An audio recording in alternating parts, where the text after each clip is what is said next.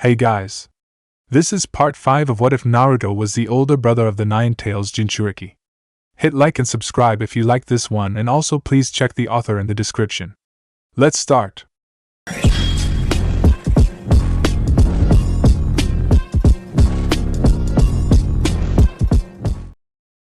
Chapter 31, The Bloodline Rebellion Part 2. At the Rebel HQ docks. Is everyone here? Ao asked as he arrived with his 100 hand-picked shinobi. Zabuza nodded. Everyone else is already on board.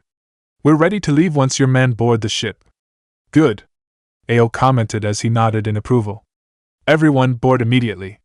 Zabuza, was Naruto-san able to rig the ship with his reinforced sails? Zabuza replied with a nod. All preparations are complete. Good. Let's set sail then. We don't have time to waste. Ao replied.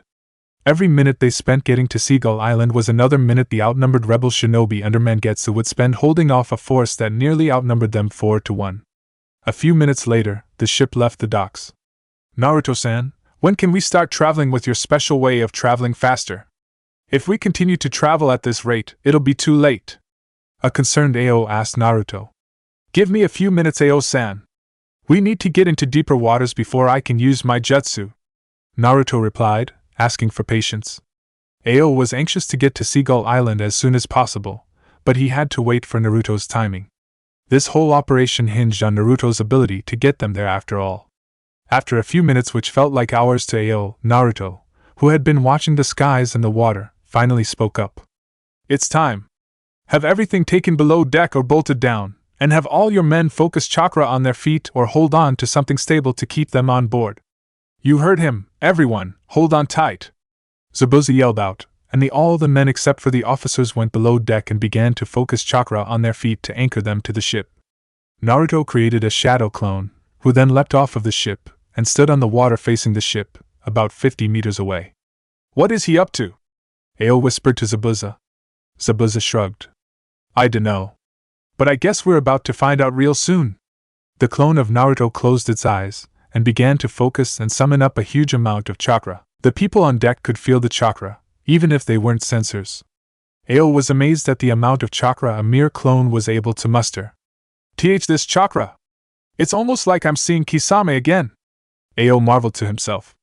The Naruto clone began to direct its chakra into the skies, saturating the air above it with its immense amount of chakra. Once the chakra was mixed into the atmosphere, the clone opened its eyes. Futon, Jetstream Jutsu!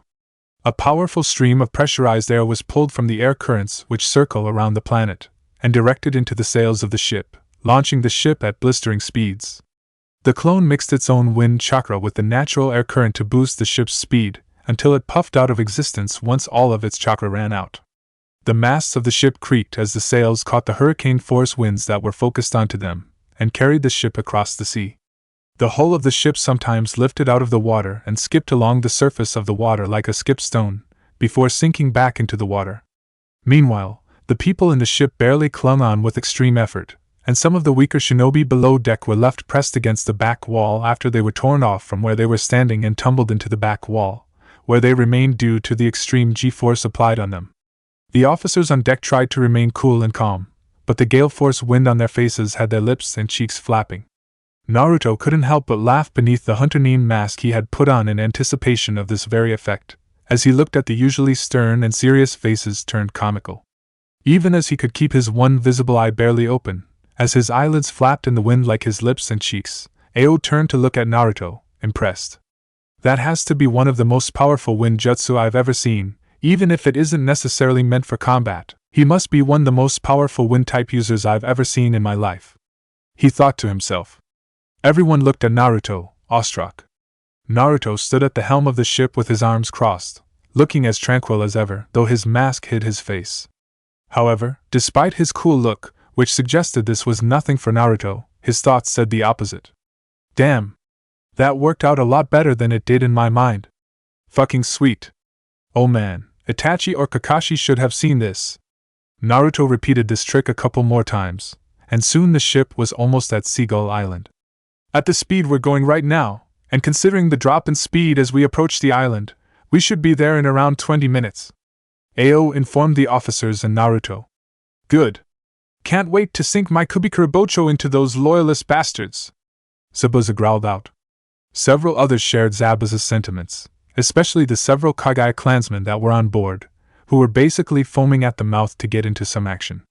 Good to see high morale, but we can't just charge in. We're heavily outnumbered. We'll need a plan if we wish to come out of this alive, let alone saving our comrades. Ao reminded everyone. He took out a kunai and scratched out the shapes of the key features of the island, as well as the supposed positions of their allies and enemies. According to emergency protocol, our allies should be somewhere between these two rocky cliff faces. The civilians should have been evacuated into the cove inside, with the shinobi guarding the entrance, though the sudden nature of the attack probably has them a lot more disorganized. Ao explained as he drew the directions of movement. Unless they were able to draw back to form a defensive perimeter here, our comrades are probably surrounded by our enemies from three sides with their backs to the cove, as the rocks that surround the crater the camp is located on has narrow openings here, here, and here. Ao continued, We'll be approaching the island from the southern side, while the cave is located on the east side. Now the question is, what should our strategy be to minimize casualties on our side, while getting the attackers to withdraw? Ao asked the men before him. I say we charge in directly from the south side, and crash into their flanks.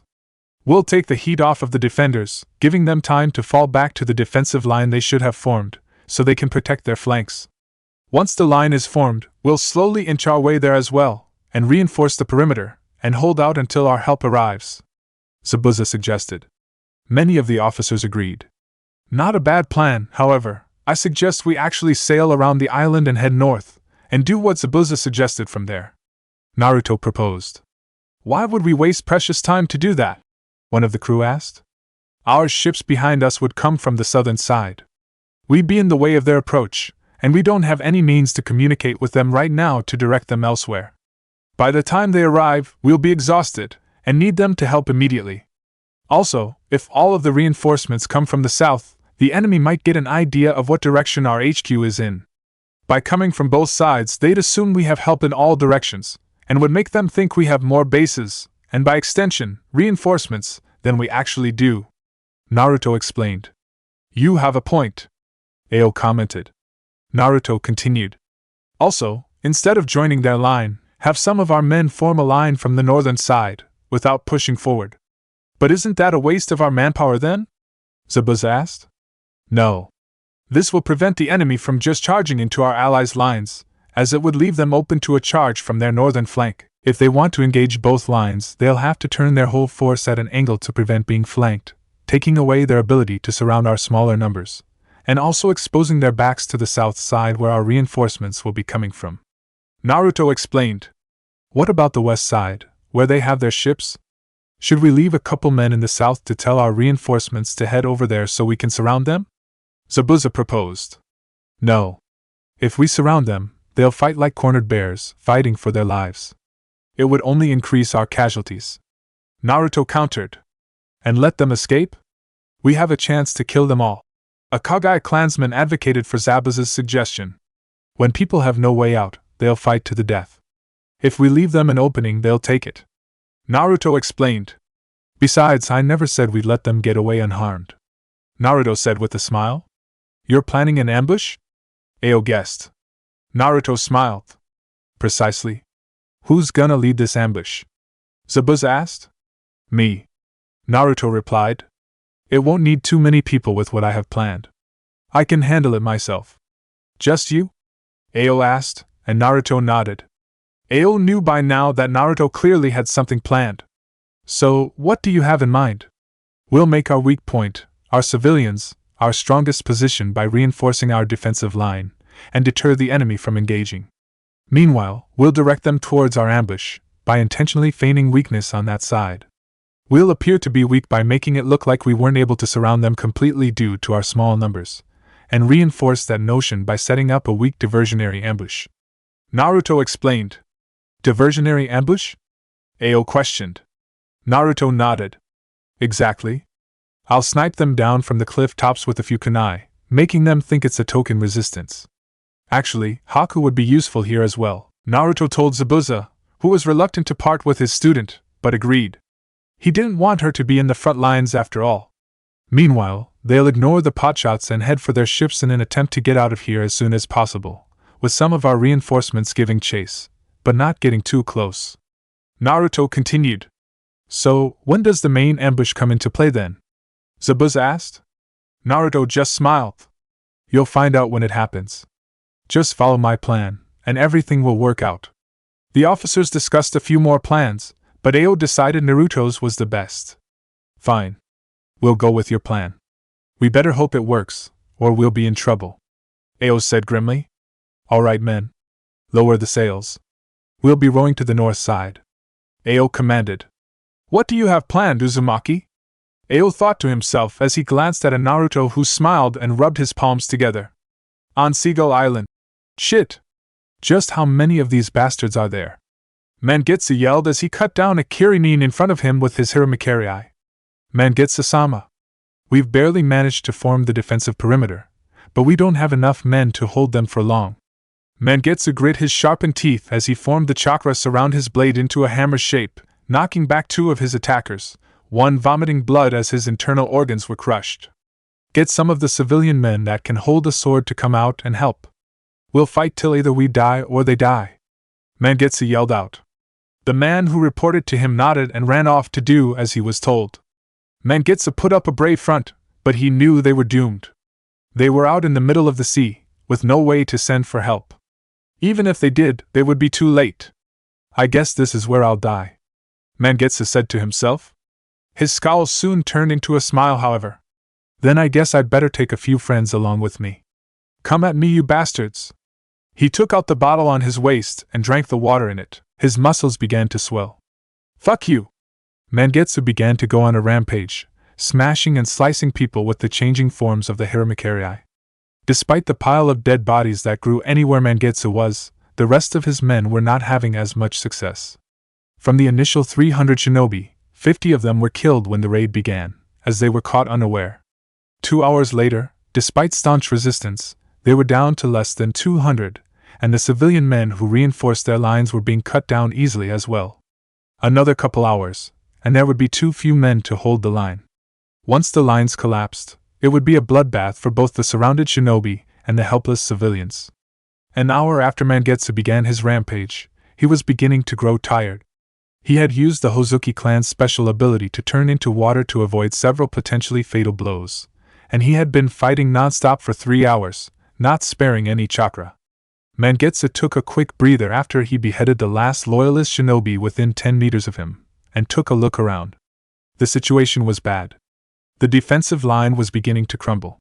Wave after wave of attacks had given Mangetsu shinobi, who had been attacked in the middle of the night and not even fully equipped in their gear, little time to rest, and they were exhausted both physically and in chakra. Suigetsu, Mangetsu's younger brother, was locked in a sword fight against a loyalist swordsman. The man was older and more experienced, but Suigetsu was a talented swordsman in his own right. Despite the odds being against him, he was fully locked into the fight, a smile on his lips revealing his sharpened teeth as well. He was enjoying the challenge. However, due to his focus in the fight he was in, Suigetsu was unable to see the Kiri shinobi creeping up behind him, a kunai in his hand, ready to stab Suigetsu in the back before he could turn himself into water. Suigetsu saw the man he was fighting, briefly looked behind Suigetsu, and used that opening to deliver a quick stab into the man's exposed sword arm, causing him to drop his sword. Stab the little bloodline freak! The man yelled as the pain traveled up his arm. Suigetsu's eyes widened as he quickly turned around, and saw the kunai coming down towards his throat.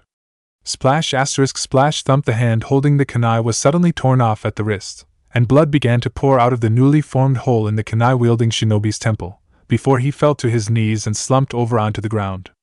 Suigetsu whipped his head around to see what had happened. Mangetsu stood with one arm pointed towards the now dead shinobi, with his index and middle finger stretched out to form a pistol shape.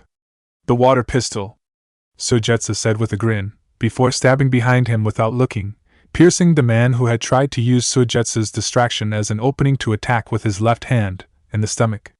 You better stay focused, Suigetsu. Mangetsu lectured to his brother, before sending another bullet of water through the forehead of the man Suigetsu had been fighting. Yeah, whatever. I had him on the ropes. Way to steal my kill, Suigetsu said in annoyance. This isn't a game, Suigetsu. The situation is terrible, Mangetsu admitted. Listen. Try to climb over the mountain in the east and get out of here. Go to Mei-sama and tell her what happened here. Suigetsu raised an eyebrow. You want me to run away by myself? How about the civilians? They can't climb such a steep mountain, and there's no other openings. They'll only slow you down anyway. We'll keep the enemy focused on us while you escape. Mei-sama needs to know what happened. But and dash. Suigetsu began before he was cut off by his older brother. Just fucking listen to me for once, you little shit! Mangetsu roared. This situation is hopeless. We're all gonna die here. I promised our parents that I'd take care of you before they died, and this is the only thing I can do for you now. So please, just listen to me, and escape before it's too late. Mangetsu pleaded. Ni-san! Look behind you. What is that? Suigetsu suddenly pointed out. Mangetsu turned around to see what Suigetsu was referring to. A thick mist began to roll in from the north side.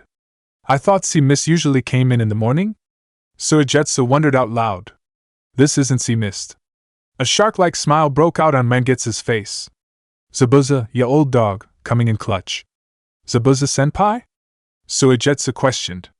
But how did he know we were in trouble? Mangetsu shrugged. I don't know. But frankly, I don't give a shit right now. If there's any reinforcement, I'll gladly take it. Maybe we might get out of this mess alive. Meanwhile, in the northern flank, what the sea mist? At this time? One loyalist shinobi wondered out loud. Who gives a shit?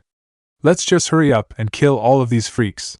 Her comrade called back in reply, as he stabbed a rebel in the shoulder. No. An officer nearby whispered out, as his face began to pale. This isn't sea mist, huh? What the hell are you talking about? The first kunoichi questioned. It's Zabuza. Everyone watch out. The officer yelled, but it was too late. 5 raging streams of water in the shape of dragons shot out of the mist, and smashed into the unsuspecting northern flank, sweeping away many, and throwing them into disarray. The loyalists who were struck were having trouble standing up, as the Suryuden, water dragon bullet, had broken bones on some of them, from both the initial impact and the tumbling that came afterwards. The others in better shape were also disoriented from the powerful blast of water. Before they could regain their senses and reorganize, Zabuza and several swordsmen, some of them the famous bloodthirsty Kagaya clansmen, shot out of the mist with their swords drawn. It's the demon of the mist! The officer yelled out, before he was cut cleanly in half from head to crotch from one swing of Zabuza's massive sword. Kill them all! Zabuza ordered his men, who tore into the disorganized northern flank with an animalistic fury. Though the charge from the reinforcement was made up of only around 100 men, the loyalists weren't expecting reinforcements to arrive for the rebels, and were caught completely unaware, resulting in them being pushed back in the ensuing chaos. We can't let Zabuza have all the fun, now can we? Mangetsu said to his little brother, who responded with a shark-like smile of his own. The two brothers mustered the other shinobi around them, and began to attack the attackers with a new fervor, cutting their way towards Zabuza. The loyalists in between were caught in a pincer movement, and soon withdrew into the larger force behind them, while suffering heavy casualties. You look like shit, Mangetsu, Zabuza said to Mangetsu, when he finally saw him. But that's nothing new, he said with a smirk. I'd smack you in the head, but I don't want to kill the 2 last brain cells in your noggin. Mangetsu responded with a smirk of his own. The 2 swordsmen greeted each other by grabbing each other's forearms and giving one firm shake. Good to see you're still alive, Zabuza admitted. And I've never been happier to see you. But I gotta ask, how did you know we were under attack? Mangetsu inquired. We stole some of their orders and found out. I'll explain the details later. For now, we need to reform your defensive lines, Zabuza replied, throwing Mangetsu a soldier pill, which Mangetsu thankfully accepted and consumed. So, what's the plan, senpai? Suigetsu asked Zabuza, as the 100 men with him helped fill in the gaps in the lines. We hold out until the rest of the reinforcements arrive. Zabuza informed Suigetsu and the rest of the exhausted shinobi who had been fighting for hours. Hope began to fill their hearts again, reinvigorating them. There's more coming? How many? When will they arrive? Mangetsu asked. Around 600 of them. However, they don't have the same method we used to get here that we did, so they'll arrive sometime in the morning, Zabuza replied. Shit! That'll be at least 5 more hours of fighting by ourselves. How many did you bring? Mangetsu wondered. 200, but half of them are forming a second line up in the northern path. Damn it! That still only brings us up to around 400, while they have over 1,000 men, from what I can see, Mangetsu said through gritted teeth. But how did you get here so fast? Suigetsu asked Zabuza, pointing out something that had been puzzling him, that Mangetsu skipped over. We had a little help from a shinobi we hired to help us, Zabuza replied. A mercenary? You know how unreliable they are. They'll sell us out if they get paid more by the enemy, Mangetsu argued. Don't you worry. He's different. And he's gonna help us win this war, Zabuza said confidently. Let's hope so. Because here they come, Mangetsu said grimly, as the loyalists sent another wave towards the defensive line after reorganizing. Naruto stood above the mountains, looking down on the fight below, with Haku next to him. We're supposed to be setting up the ambush, but it looks like they could use some help, Naruto told Haku. Should we go down and help, Naruto-sama? Haku asked. Naruto shook his head. Here, stick these tags onto these kunai. Haku nodded and began to apply the tags onto the kunai that Naruto handed her, while Naruto created more tags. Naruto-sama? What exactly are these tags? It's unlike anything I've seen before, but still seems to resemble an explosive tag, Haku asked. Right on, Haku. These are explosive tags, but they're my own version, he explained as he finished making the last one. That should be good for now. So, how good is your throwing arm? Naruto asked Haku. At this distance, I can't hit specific targets, but I think I'll be able to hit the enemy ranks, Haku told Naruto. Good enough. Make sure you don't throw them near our allies. Now throw! He ordered Haku. The defensive line was under a lot of pressure, as hundreds of enemies fell upon them with jutsu and weapons. While the areas where Zabuza or Mangetsu held out, the rest of the line began to be pushed back. Shit, this isn't looking good, Mangetsu muttered to himself, as he took a look around. Suddenly, massive explosions began to go off behind the enemy ranks. Each explosion looks like 10 normal explosive tags going off at once, Suigetsu commented. Zabuza smiled. There's the help we hired. Mangetsu watched the loyalists fall back after taking heavy casualties from the bombardment that came out of nowhere. You hired a member of the explosion corps from IWA? Not quite. But I hear he can be just as destructive, Zabuza replied. Meanwhile, Naruto and Haku stopped throwing the kunai. That should be enough to make them think twice about sending mass charges. Let's get going, Haku. We got an ambush to set up. Haku nodded and followed.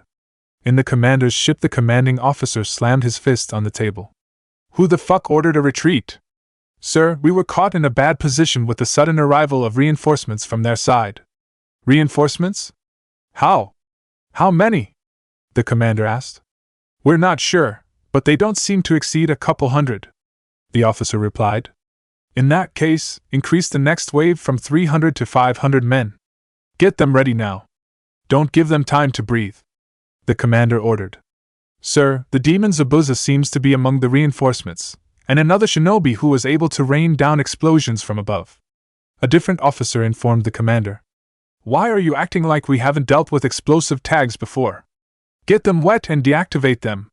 As for Zabuza, have our men focus on him. If he dies, they'll lose morale, the commanding officer shouted out. An old, grizzled veteran officer stepped forward. Sir, the explosions weren't from regular explosive tags. They exploded even after we hit them with our water jutsu, and their explosions were easily 10 times bigger than regular tags. They were reminiscent of the Uzumaki explosive kunai from the past. The commander narrowed his eyebrows. So, the rebels got their hands on a couple of Uzumaki survivors, eh? Order our men to capture any red-haired shinobi alive. We could use their knowledge of seals to help us finish off these bloodline accidents of nature. The officers nodded. What worries me is the arrival of reinforcements. The commander mused out loud. How did they know we were here? Even the freaks here didn't know we were coming until we were here. It should take at least half a day for any messengers to even get the message out, let alone have reinforcements arrive. Where the hell did they crawl out of? Judging by their small numbers, they must have been a small party of raiders that happened to be sailing by, or a small camp station nearby that saw the smoke rising from this island. One officer suggested. Maybe they came from one of the smaller islands in the north? A different officer proposed. After we finish off this island, we'll search the smaller islands in the north and exterminate them. The commander told his officers. So how should we approach the rebels here? They've opened a second line in the small passage in the north, protecting their flanks. An officer asked. The veteran officer spoke up next. If we just send our wave of men towards the main defensive line, the northern line will smash into our flanks, causing us to fight on two sides. With their numbers boosted up to 400, our numerical advantage and 100 extra men will not be enough to fight a fight on two sides. Why don't we just send all our men in one massive wave at an angle, so we can face both sides? One officer suggested. The commander thought for a moment before speaking. No. That'll open up our backs to the south side. We don't know if they have more reinforcements coming. We'll send 500 men to the main line, 200 to the northern line, and keep the rest in reserve so we can switch them out so we can always have fresher troops than them. Sir, aren't we being overcautious? There's no way they were able to send for help. We should just smash through them with our numerical advantage instead of sending small portions for them to defend easily. Even if reinforcements are coming, if we can finish them all off before they arrive, they'll have to withdraw. One eager officer argued. The commander had to admit the officer had a point. Still, he felt very uncomfortable having their backs exposed. We'll attack like I said earlier. 500 in the main line, 200 in the northern line, and the rest in reserve. I don't know what kind of tricks these rebels have in mind. If we are unsuccessful, or if there are no signs of more reinforcement coming, and the ones they got were just raiders that happened to be sailing by chance, we'll commit our full force. The commander ordered. The officers reluctantly agreed, and went out to organize the next wave. On the battlefield, the rebel defenders were battered throughout the night without rest, running on the fumes provided by consuming the soldier pills AO's reinforcements brought with them.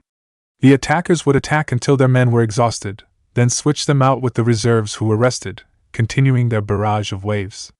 While this strategy served to keep the loyalists in better condition, sending manageable, essentially bite-sized pieces of their forces meant the rebels were able to fight them off, time and time again, despite taking losses. The long, drawn-out fight had left both sides with heavy casualties, with the rebels now reduced to under 300 men, while the loyalists were left with around 800 men in the commander's ship.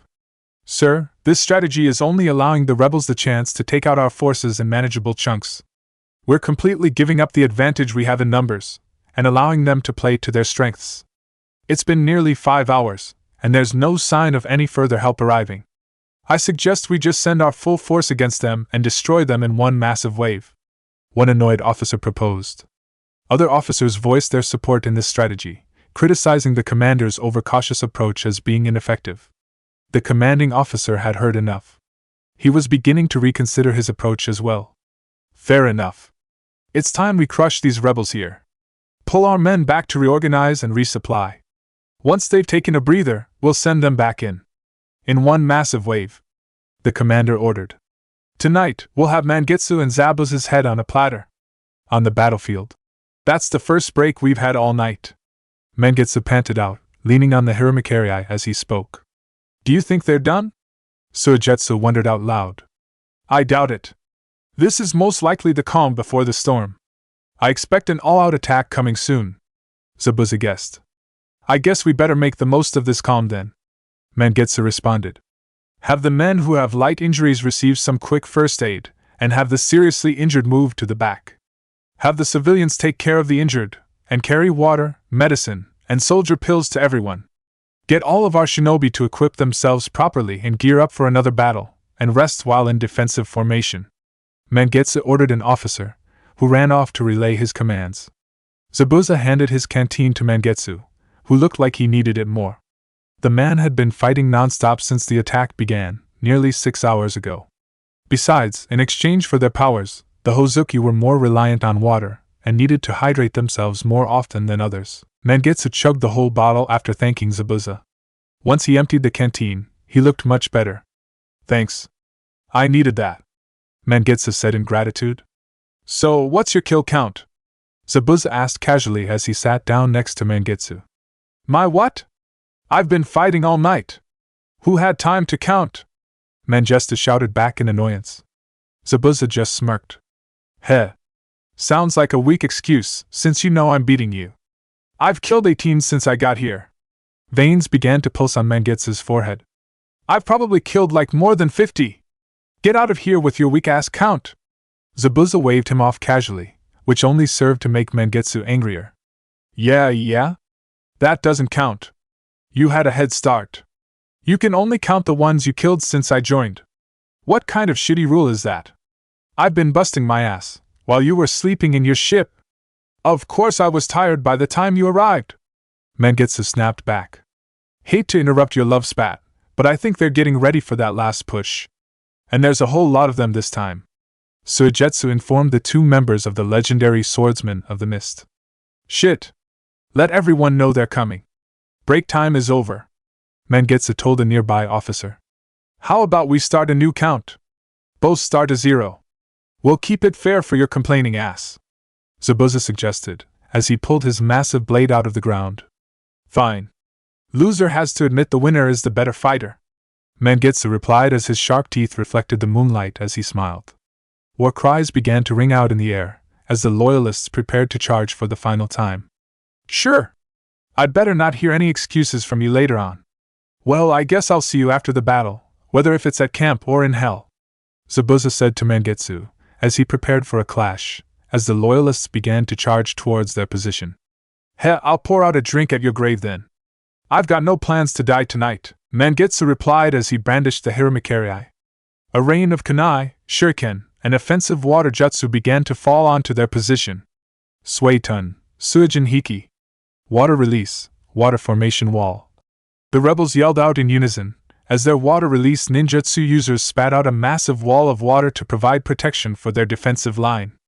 The massive wall of water mostly did a superb job in providing protection for the rebels, but some of the stronger offensive water jutsu used by the Loyalists punched through the wall where the caster of the jutsu was weaker, and killed and injured several rebels.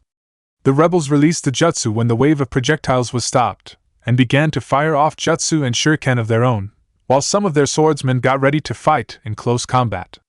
Water jutsu and projectile weapons flew back and forth, wreaking havoc on both sides, until the Loyalist lines came crashing into the rebels' defensive line, swords and kunai swinging. The jutsu and projectiles softened up the formations of both sides, so the clash wasn't as devastating as it would have been otherwise, allowing the rebels to hold on to the line, but the sheer numbers of the attackers began to push their weight onto the rebels. That's 6 and 7. Zabuza yelled out to Mangetsu after his huge sword cleaved two Loyalists in half in one blow. The Hiramakerii pierced a Kirinin in the stomach, before causing him to explode into two separate pieces when Mangetsu enlarged the chakra around the sword to stab two people behind him. Less talking, and more stabbing, Mangetsu replied, as he shook off the corpses of kills 6, 7, and 8.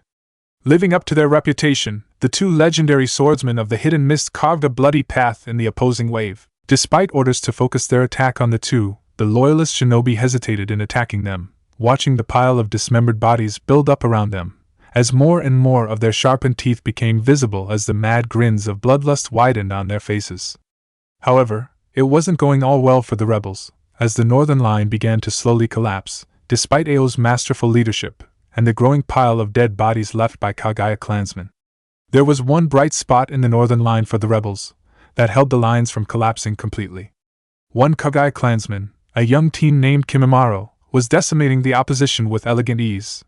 He was the only one currently alive in the clan, who had inherited the exceedingly rare bloodline of the Kagaya, the Shikatsu Miyaku, or dead bone pulse, which allowed him to manipulate his own bones.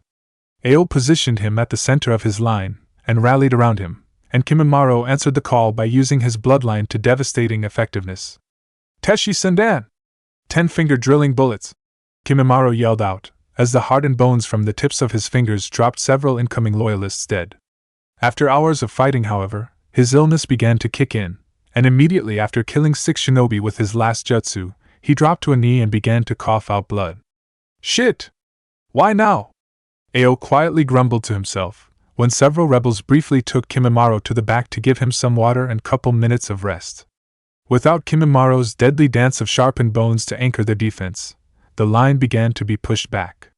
Both lines of the rebels were beginning to see that things were quickly becoming untenable. Despite inflicting heavy casualties on the Loyalists, much more than the Loyalists were able to inflict on them, They knew the moment their numbers dropped to a certain point, it would become a one-sided slaughter. The Loyalists were down to around 700 from their initial numbers, which was closer to 1,200 when they first arrived on the island.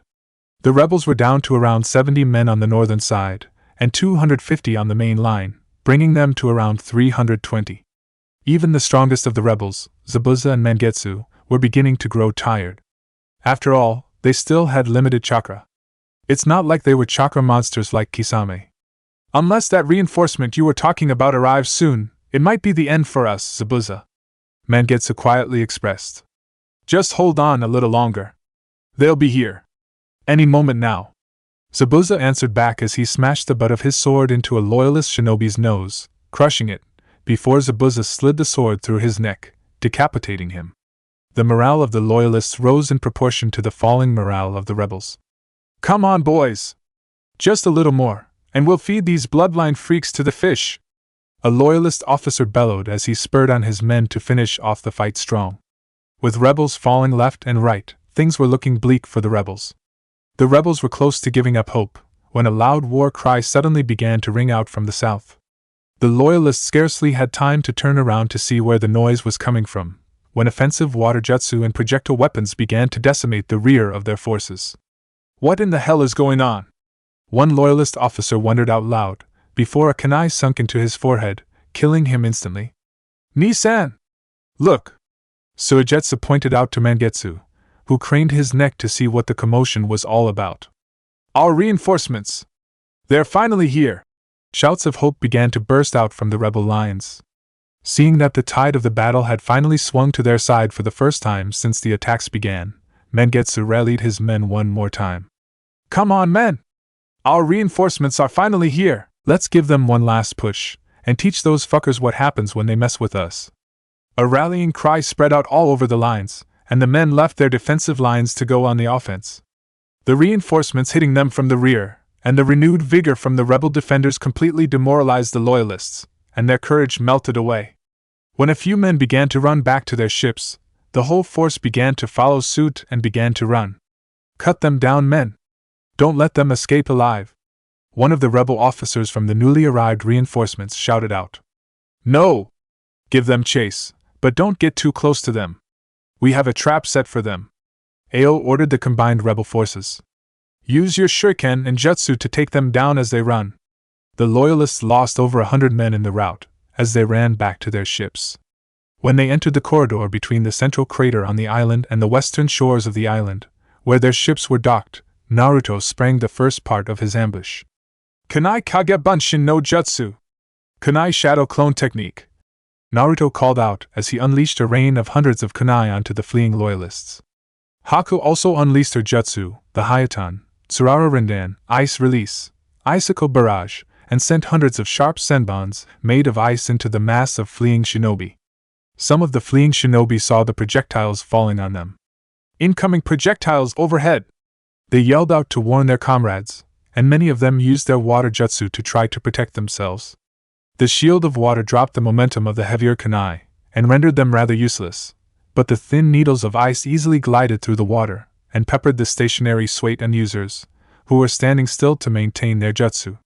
They died where they stood. The commander of the Loyalist forces on the island, and the leading officers on the commander's ship, saw their broken and bloody forces fleeing from a massive force of rebel shinobi that now matched them in size. The fleeing ninja were almost at their ships, when 50 shadow clones of Naruto suddenly dropped their hiding and camouflage jutsu, and drew their swords. They engaged the fleeing enemy, slowing them down, while the pursuing rebels stopped, on Ao's orders, at the mouth of the corridor. When Naruto saw that the fleeing forces were sufficiently slowed down and bunched up, he formed a hand seal. Kai! He whispered out with a smile, as Haku looked down from the higher ground to see what Naruto's invisible clones had been up to this whole time. Hundreds of massive explosions, each one the strength of dozens of regular explosive tags, began to shake the beach. The commander could do nothing but look on in horror, when over 600 of his men were blown into gory bits and pieces all over the beach, staining the sand red. Not a single one made it back to their ships. Damn! Now that was hell of a fireworks show, Mangetsu commented, watching the gruesome sight in front of him. What did you say? Zabuza shouted back at him as he cupped his ears with his hands, as he was unable to hear Mangetsu, due to the ringing in his ears from the massive explosions. The rebels cheered for their victory, especially the weary defenders who had been fighting non-stop for hours. People cried and hugged each other, while some of them collapsed onto their butts, absolutely exhausted from their ordeal. Still, everyone was happy that what was looking like an absolute disaster had somehow been turned into an overwhelming victory. Those of you who are fresh, go and capture the men aboard that ship. Alive! Ao ordered, and the new arrivals stormed the ship to capture the officers.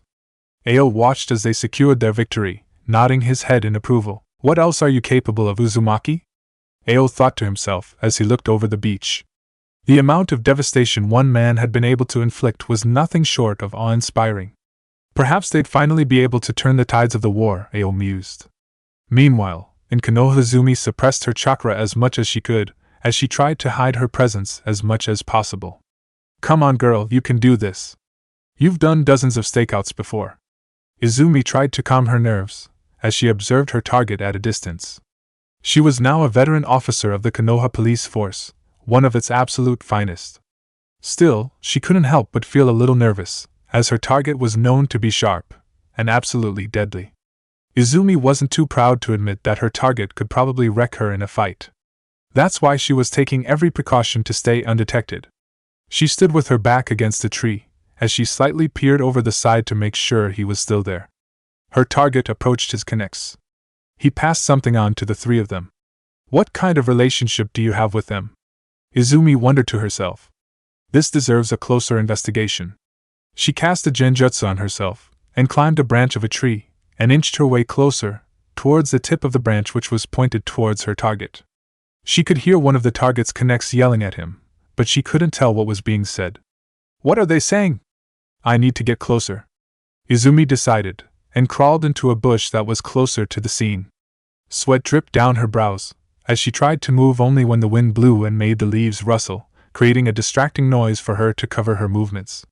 She only had one shot. Once the target realized he was being observed, this whole mission was over. The weight of the mission weighed down heavily on Izumi.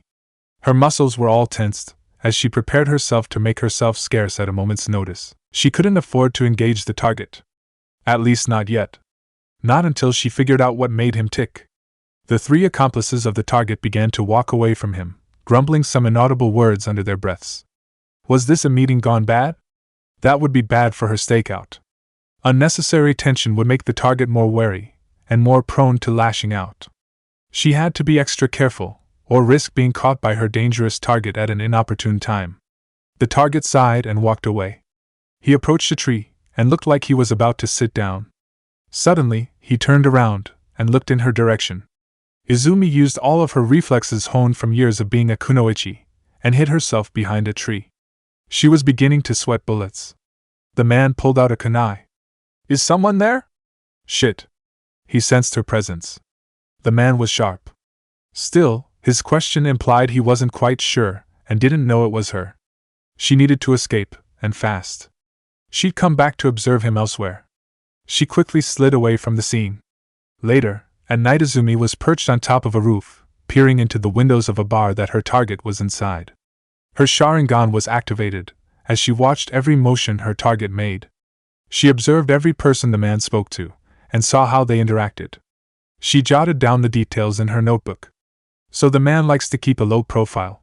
He only talks to people who approach him first. I guess he only talks to people he trusts. Smart. Izumi analyzed. Soon, the man walked out the bar and began to head home. Once the man was a safe distance away, she jumped off of the roof and trailed him. She hid herself behind alleys, trash cans, and any other object she could hide herself behind.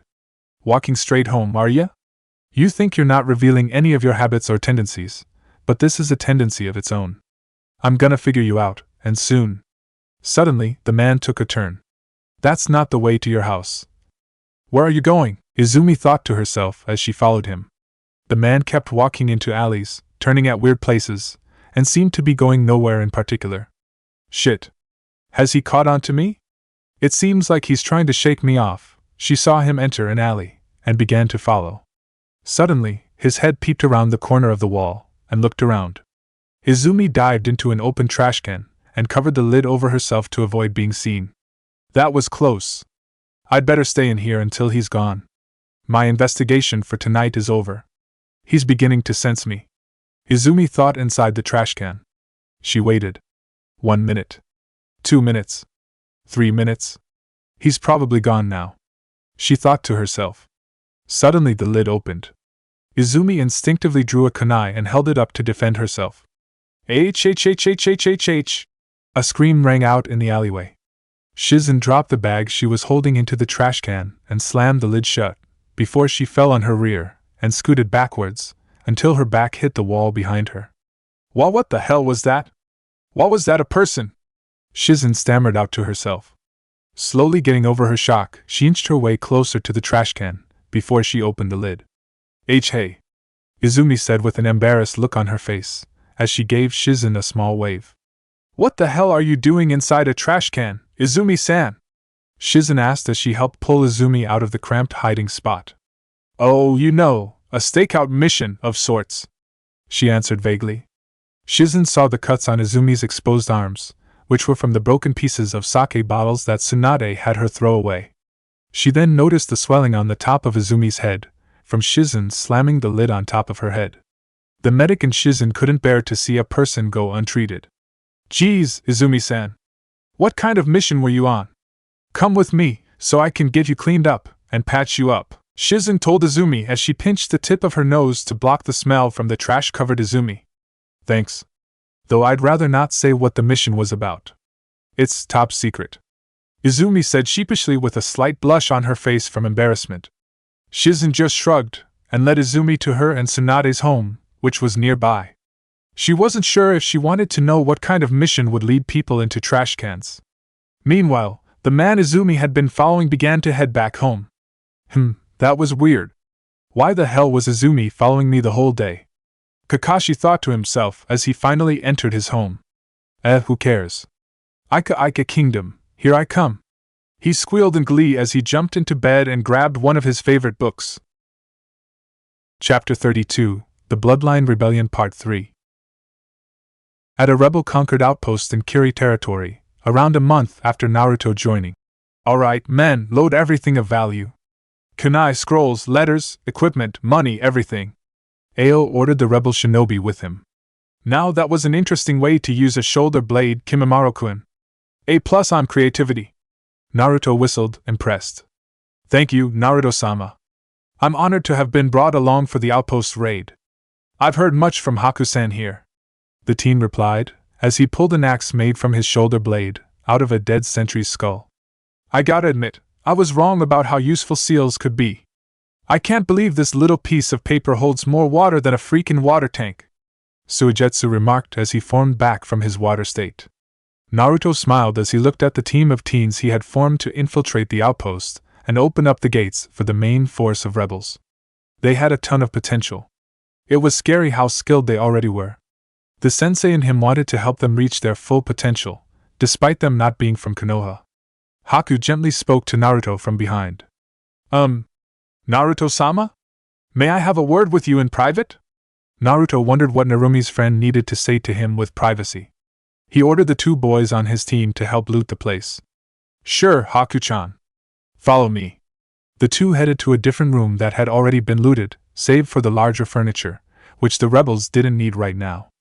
So, what's up? Naruto asked as he sat on the edge of a table. Haku remained quiet for a few seconds, as she tried to figure out how to phrase what she wanted to ask, before speaking quietly. I've been thinking recently, me being unable to fight well in close range has really been holding back what I can do. I'm always left in relative safety to provide support, while others risk their lives to fight.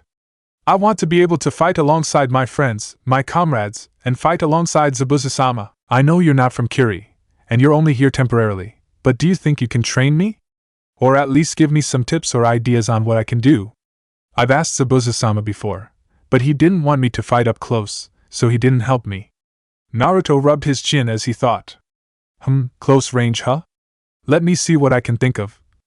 He mumbled to himself as he began to rack his brains for some ideas. You're quick, but not very strong. Precision is the name of your game. Maybe a sword? But a katana is way too clunky for you. Nah, forget it. Maybe a tanto? I don't know, you seem to be more of the stabby type, rather than a slasher. It would work well with your precision and knowledge of human anatomy, if we could get some sort of giant stabbing senbo dash. Naruto's eyes suddenly widened. Of course. He had just the thing. He had forgotten about it ever since he picked it up in Amigekure on that mission he went on with Itachi all those years ago. I can't believe I forgot about this. Naruto shouted out in excitement as he pulled his sleeves back and looked over the many storage seals he had on his body, trying to remember which one held the item he was looking for. If I recall, it should be this one. Naruto hummed to himself as he reached a storage seal on his outer bicep. Haku watched in confusion, as she watched Naruto talk to himself and go through several strange seals which were on his arm. Naruto channeled a small bit of chakra into the seal, and summoned up a scroll. He unrolled the scroll on the table he was sitting on, and began to trace through the different sections with his finger. Jutsu scrolls, extra gear, disguises, furniture from AIM, ration bars from 5 years ago. 7? Gotta get rid of that. The new ones are so much tastier. Equipment. Here we go! Naruto perked up when he reached the right scroll. He finally unsealed the item he had been searching for. I think I found just the thing that could help you. Naruto presented the item with a wide smile on his face. Haku took the long, thin, guardless rapier-like sword from Naruto's hand. She observed the sword with curious eyes. It was a long, thin, diamond-sectioned sword that tapered to a needle-like point. At the end of the handle was a bit of revealed ninja wire with a hook attached. It appeared that the entire handle held a giant spool of retractable ninja wire inside. Haku lifted up the sword by the handle, and gave it a couple swings and stabs in the air. It was lightweight and flexible. It felt perfect in her hands. Thank you, Naruto-sama. This is perfect, she said with a brilliant smile that reminded Naruto of Narumi, who he had been missing. But what is this? She asked. Naruto gave her a grin. Zabuza might be able to give you a better answer to that. At the Mizukage Tower. That's the 6th strategic outpost we lost to the rebels this month. Somebody please explain to me what the hell is going on, or there'll be heads rolling. Literally. The angry Yondaime Mizukage Yagura threatened his top officers in the war room. They're able to get to places in such a short time that it's impossible for us to estimate any sort of time of travel for them.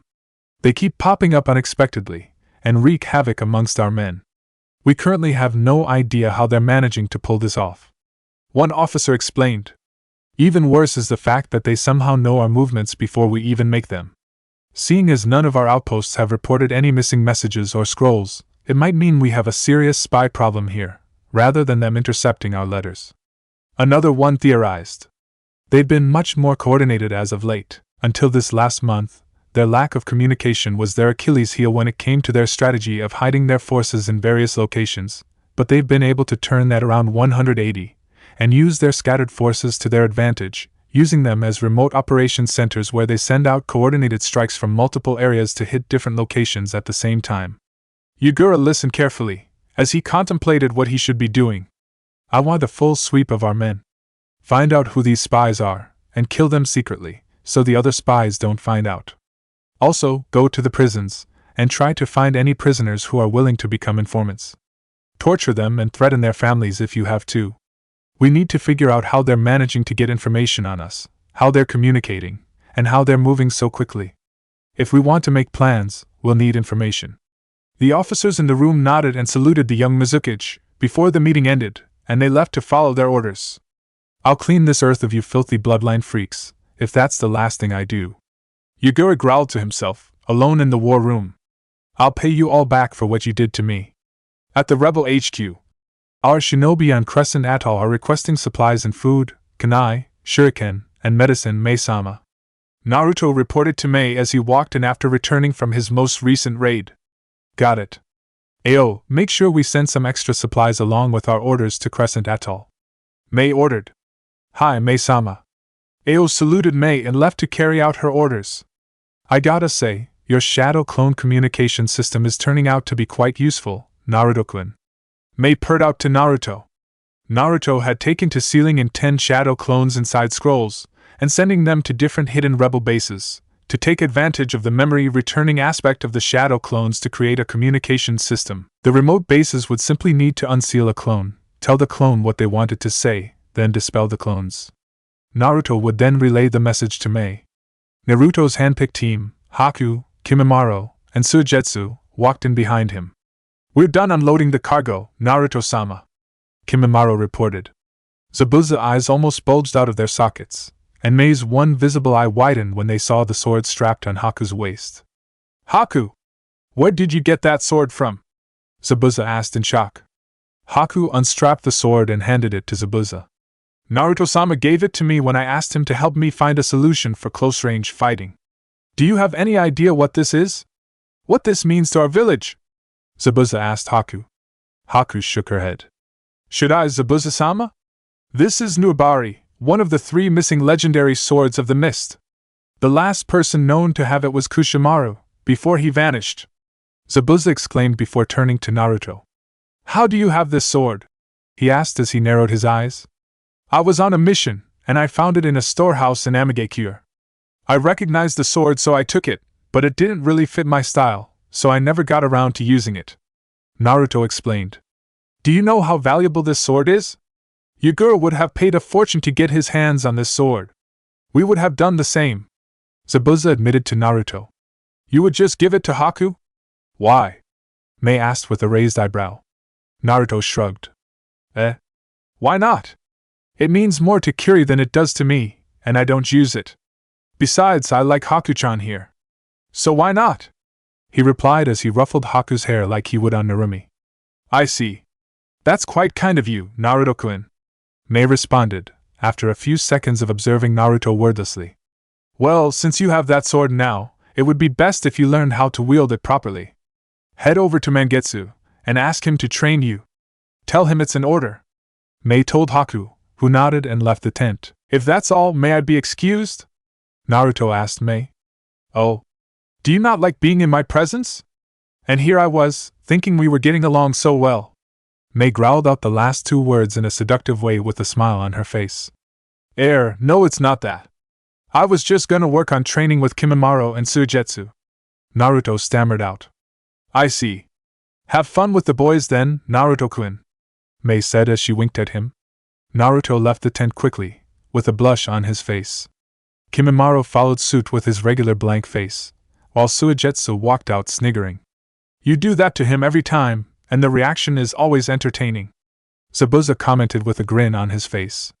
Mei chuckled. "He's an interesting one. He seems to be easygoing, but then is capable of mass murder without remorse. Then the next moment, he just helps people for nothing in return. I still can't believe the Nuabari was with him the whole time. And I can't believe he just gave it back to us for free," Zabuza said in response. "He's quite the mystery. He even gave us the majority of our funds without expecting to be part of our cause. He's been with for over a month now, and we still don't even know what he is truly capable of. He appears to be open with his feelings, but I can't get a read into what he's really feeling or thinking. What's he really up to? What makes him tick?" Mei wondered out loud. "The only time he's not playing his mysterious game is when you flirt with him. Maybe he has feelings for you," Zabuza suggested. "You would think so, but I don't think that's what's going on. At first I thought so as well, and that explained his behavior, doing outlandish things to get my attention. But I realized he's just dancing to his own rhythm. He doesn't even consider his high-risk operations to be special.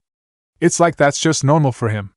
It's clear he's capable of a lot more, as unbelievable as that is. The little he's shown was enough to shift the balance of the civil war in our favor." Mei responded. "Just what are you truly capable of? What is your game?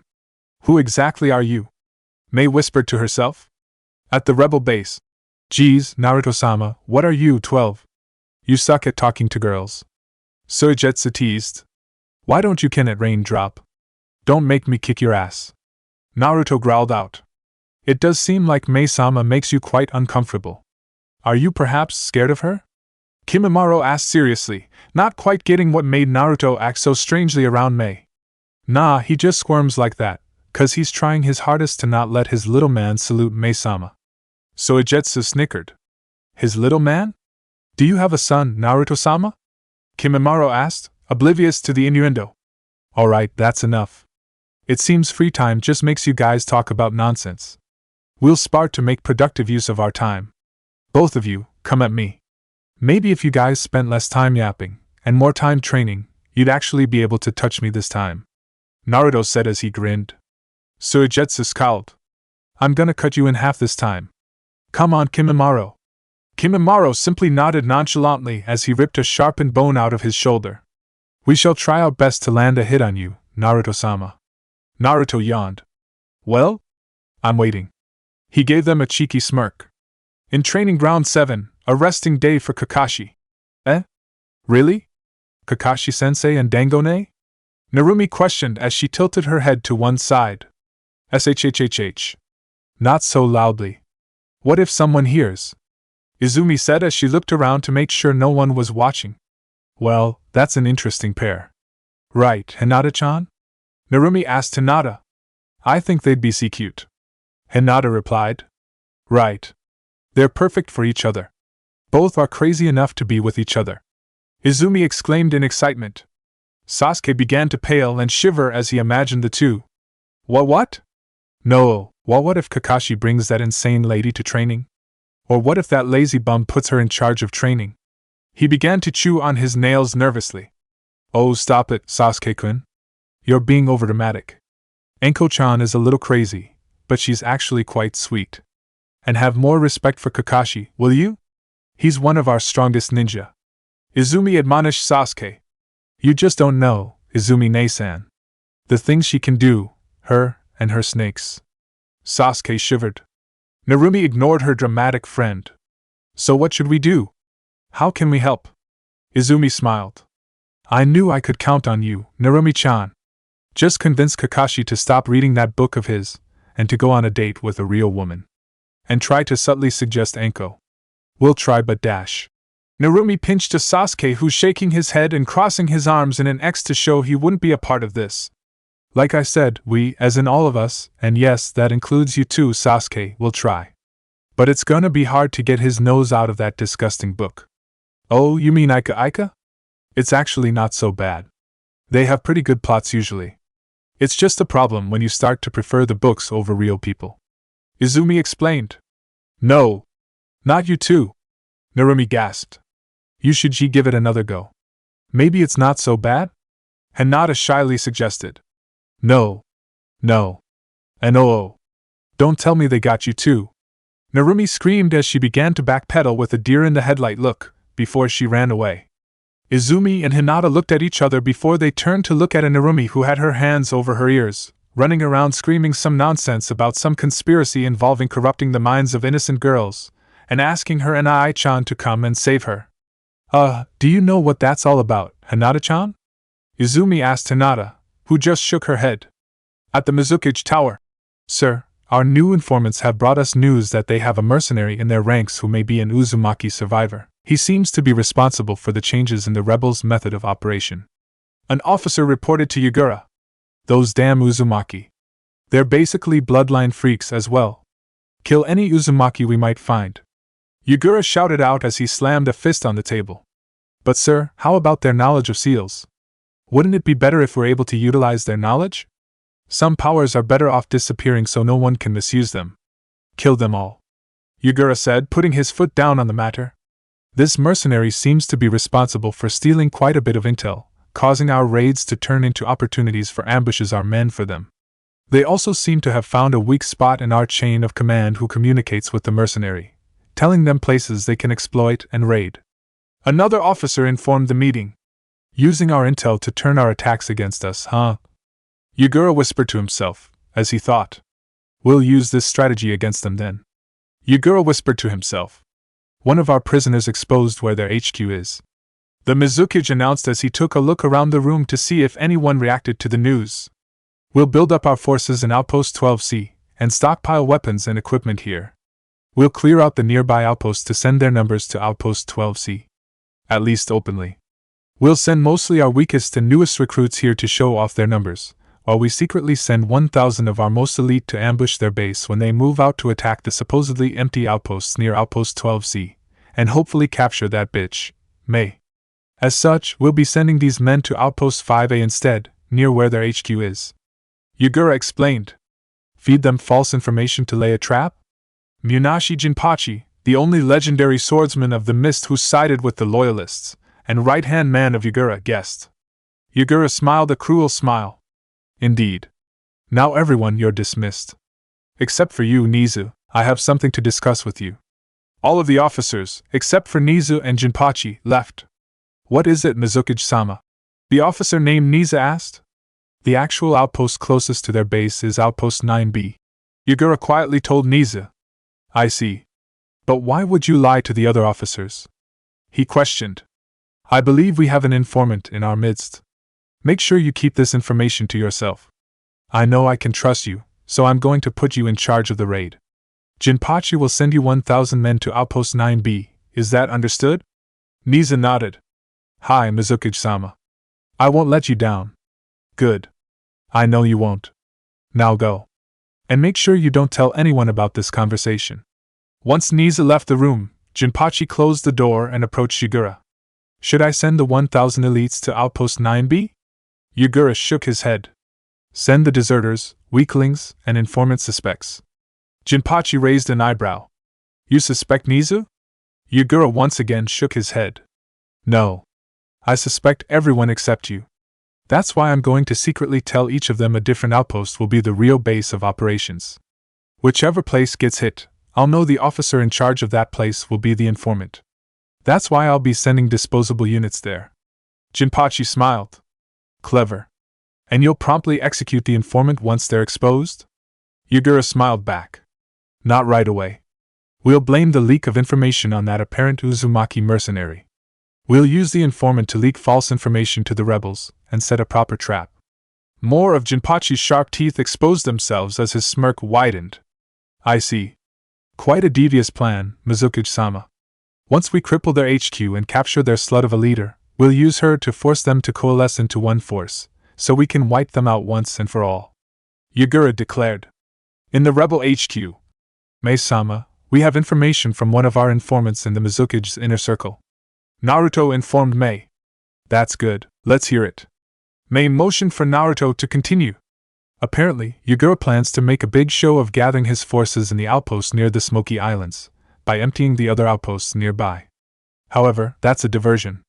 They're hoping we go and raid these empty outposts, so they can hit our base while our forces are away. Naruto told Mei. Crafty.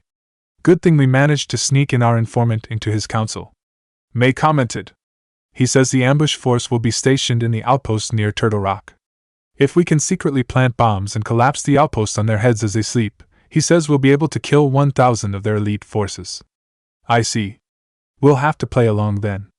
We'll make sure our ships are seen heading to the Smoky Islands by the Loyalist forces, but they'll mostly be empty ships. Meanwhile, you can take your team on a demolition mission to the outpost in Turtle Rock. Mei ordered. Naruto smiled. Say less, Mei-sama.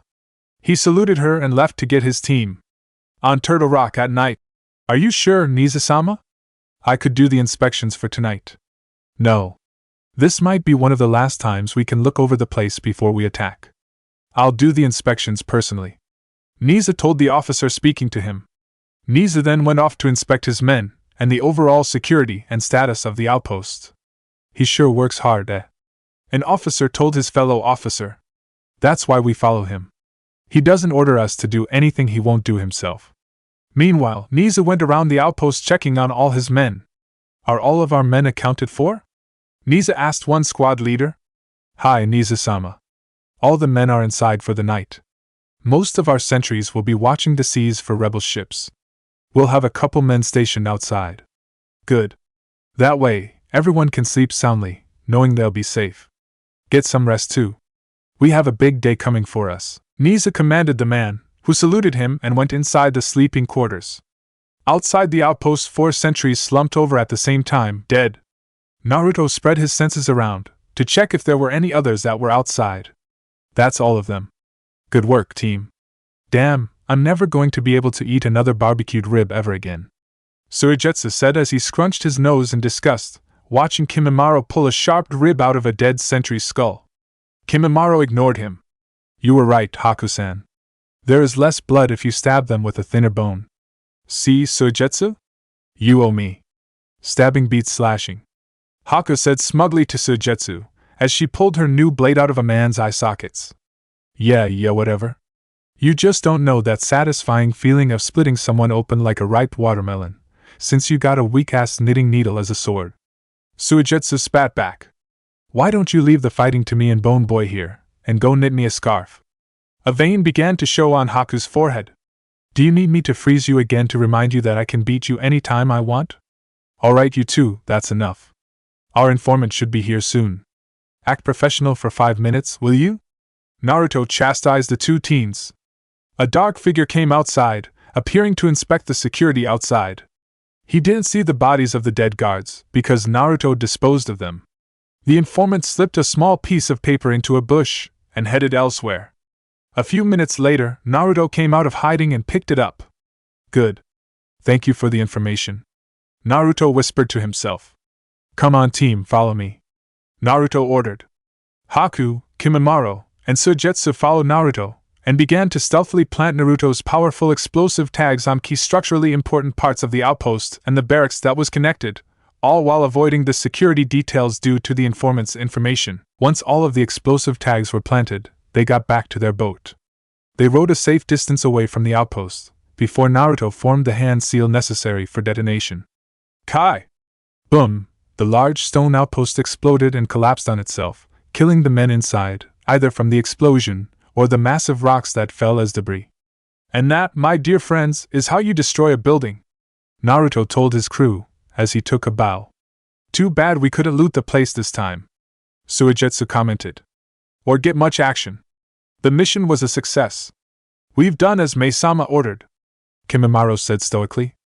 As they rode away, Naruto looked back at the smoke rising. He couldn't help but think this mission was way too easy. Were the elites of Kyuubi this lax in security? He brushed aside his concerns. Maybe I'm just getting too good at doing these missions. Everything seems too easy. A little boring, but oh well, he thought to himself. At the Mizukage Tower, a few days later. Mizukage-sama! He's here! A shinobi informed Yugura. Good. Send him in. A nervous-looking Niza entered. Sir, I'm sorry. If only I had been more thorough with my security. Yugura gave him a benevolent smile. Don't worry, I don't blame you. My sources have already told me that the Uzumaki mercenaries somehow stole the information. We'll need to deal with him soon, but for now, I'm just glad you returned safely. Thank you, Mizukage-sama. I'll make that bloodline sympathizer bastard pay. Niza growled out angrily. I'm sure you will. Yugura told Niza as he patted him on the shoulder. While you're here, there's something I'll need your help with. Come follow me. Niza was confused, but nodded and followed the Mizukage. Yugura led him down to the lower levels of the Mizukage Tower, while engaging with Niza in friendly small talk. Good to hear your family is doing all right. I'm glad to hear your daughter is recovering from her illness, Yugura told Niza as they approached the dungeons. I need your help with some investigation we're working on, so I need you to wait here. Yugura pulled out a chair for Niza in the interrogation room. Niza sat down, a little confused as he was no interrogation specialist, but he was still compliant. Of course, Mizukage-sama. Jinpachi. Go bring us our guest, will you? Yugura ordered Jinpachi, who had been waiting in the room for them. Of course. Should I bring out the woman first? He asked. Yes. Now go. Niza sat waiting, his thoughts all over the place, trying to figure out what was going on. He glanced over at Yugura, but his peaceful, nonchalant demeanor made it hard for him to guess what was going on in the Mizukage's head. Yugura soon stood up with a smile on his face. Ah, here comes our guest. Please have a seat. Niza turned around to face the door to see who the guest was. His jaw dropped, and his face paled when he saw who it was. What was his wife doing here?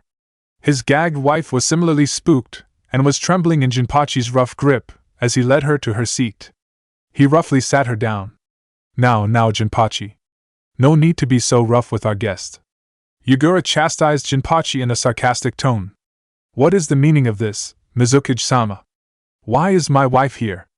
Niza shouted out. Now. No need to shout. We're all inside. Yugura said in a calm tone. Let's also not forget who we're speaking to, Niza-san. Yugura's calm gaze intensified as his tone grew more threatening. Niza sat back down, hoping to avoid the Mizuki's wrath. Of course, Mizuki-sama. My apologies. I let my confusion get the better of me. The Mizuki nodded understandingly, as he sat down next to Niza's terrified wife, on the other side of the table of Niza. Jinpachi positioned himself behind Niza's wife. Now, how long have you been passing information to the rebels? Yugura asked Niza suddenly, his tone changing from a friendly one into an ominous one in an instant. It caught Niza off guard. What? Please, Niza. Don't make me repeat myself. You know how angry it makes me when I have to repeat myself. Yugura growled out as his tone changed back and forth between friendly and threatening, making him sound unhinged, but dangerous. Yes, of course, Mizuki-sama. I was just confused. I'm afraid I don't know what you're talking about. Niza stammered out. Yugura nodded understandingly, and held out his hand to Jinpachi. The swordsman put a hammer and a 15 centimeters nail in Yugura's hand. Jinpachi, hold her hands together, Yugura ordered calmly. Jinpachi roughly grabbed the poor woman's hands and forced them onto the table, one on top of another. Niza's wife looked at Niza with frightened and widened eyes, her teary eyes begging him to help her. Yugura positioned the nail on top of her hands and held the hammer above it. How long have you been a spy? He asked once again. Please. I'm not a spy. Niza pleaded his innocence. Yugura nodded wordlessly, before he smashed the nail through the poor woman's hands and into the table. Niza's wife screamed through her gag and writhed in pain, as tears dripped down her eyes, mirroring the blood dripping down the nail through her hands. Mizuko! Niza yelled out in shock. Mizuki-sama! Please! I swear, I'm not an informant. I don't know anything. Yugura sat back down and stroked Niza's wife's wet cheeks, as she cried in terror and pain. Jinpachi, please bring our other guest, will you? Yugura asked Jinpachi, who nodded and left to fetch the other guest. Niza began to fear who his other guest might be. A couple seconds later, Jinpachi came in with Niza's daughter, walking in with her hand in his hand. Tusan? What's going on? The 6-year-old brunette asked before seeing her trembling mother. Ka-chan! What's going on? She yelled as she ran over to her mother. Tears began to drip down his eyes. Not his daughter. He and Mizuko had 2 miscarriages previously, and she was finally born after a difficult pregnancy and childbirth. She had been born weak, and had been sick for years, only recently getting better. Niza could still see the brilliant smile on her face when she was first allowed to go outside to play. She was the apple of his eye. The sun in his sky. Yugura had Niza's daughter sit in his lap. He began to stroke her hair. Jinpachi, please bring us a map. When Jinpachi brought the map and spread it out on the table, Yugura began the questioning again. So how long have you been handing over information to the rebels? Was it when the Uzumaki arrived? Niza was unable to answer, as tears flowed down his face. He was torn between his duty to his family and his duty to the cause. I see, Yugura said when Niza didn't reply. Jinpachi? Jinpachi put a scalpel in Yugura's hands and took Niza's daughter, making her stand in front of him, with his hands on her shoulders. Yugura made a shallow incision on Mizuko's finger, before he began to flay the skin off of her little finger. Niza's wife screamed once again, and bucked about, but her hands were nailed to the table. She trembled in pain, as she sweat all over her body. Yugura peeled the skin of her little finger down to the second segment. Mizuko cried painfully, as her whole body shook. Niza's daughter had her eyes wide open as she saw the whole scene. Kei-chan! Tusan, what are they doing to Ka-chan? Make them stop! She cried out as she tried to help her mom, but Jinpachi held her in place firmly. I already know you're a spy. The outpost I sent you on? It was a fake mission. I just used it to find out who the spies were. I told each officer that I was secretly sending them to a different outpost, and that their mission was the real one. You know whose outpost was the only one hit. If you already knew, then why do all this? Just kill me, just please spare my family. Niza sobbed out. Kill you? Oh no. You're much too valuable to kill, Yugura said in a sing-song voice. As for why I would do this, it was a demonstration. To let you know I mean business. The real information I want to know is where their HQ is. Niza looked over the map. But I don't know where their HQ is. he whispered out. Then you better figure out fast. Your wife was just an example. Yagura threatened, as he turned his gaze to Nisa's daughter. No. Please. I'll tell you everything I know. Just please, leave my daughter alone. Nisa pleaded. In that case, why don't you take them fingers of yours, and point out where their HQ is? Yagura told Nizu. Nisa couldn't take it anymore. With trembling hands, he slowly began to hover over the map. His index finger finally landed on a large, distant island. The gates of Uzushio. Yagura quietly whispered to himself. You clever bitch. Jinpachi. Bring a doctor and have them reattach Mizuko's skin back to her finger, and treat her hands. Then escort her and her daughter into their cell. Put Nisa in a cell in a separate wing. Jinpachi nodded, and left with the traumatized girl. Should your information turn out to be false, or if you try anything behind my back, I'll cut off your daughter Akiko's eyelids, nose, lips, ears, and limbs. But I'll make sure she stays alive. Then, I'll lock her up in a separate cell facing the cell your wife will be in. She will want to hold your daughter in her arms again, but she'll never get to touch her again, instead only able to watch her waste away in these dungeons, never able to see the sun again. Am I clear? Yagura threatened Nizu. Nizu nodded as he sobbed. Good. Now continue to pretend everything is fine to the rebels. If you so much as cry in public, I'll send you your daughter's eyelids. Yagura told Nizu before he left. Nizu was now left alone in the bloody interrogation room. He crumpled to the floor and began to weep. I'm sorry, Mizuko. I'm sorry, Akiko. I'm sorry, Mei-sama. Nizu sobbed out on the cold floors of the room. With Yagura sat in his chair, as he planned in private. He couldn't let this leak out. If I lead the expedition myself, I won't need to tell anyone anything, other than the general direction they need to sail. After I destroy a few of their hideouts that are near Kiri, that Nizu will point out to me, those pesky rebels will begin to be hypersensitive of my ship and my sail. Yagura thought to himself. Once they lose a couple bases, they'll try to prevent the next attack. I'll use their information network against them. I'll pretend to sail towards a base, and have my ship anchor nearby their base. If I'm nearby personally, Mei will have to lead her troops personally to defeat me. Yagura looked at a detailed map of some islands near the gates of Uzushio, where the rebel HQ was. I'll make sure I pay them back for all of their ambushes, with one of my own. It'll be sweet payback. Yagura thought as he began to smile a mad smile. He would make sure a decisive blow was dealt soon. Chapter 33, The Bloodline Rebellion Part 4. A few days later, at a rebel base. This is so cruel. How could they do this? They weren't even combatants, Haku said in shock, as she laid down the remains of a woman tightly holding her dead child in her arms. This is what happens when you're trying to remove the world of a bloodline. You make sure that you kill everyone who might one day pass down the trait. Zabuza told Haku as he gazed at the sight of destruction. Hundreds of bodies littered the path from the camp to the emergency bunker, many of them civilians.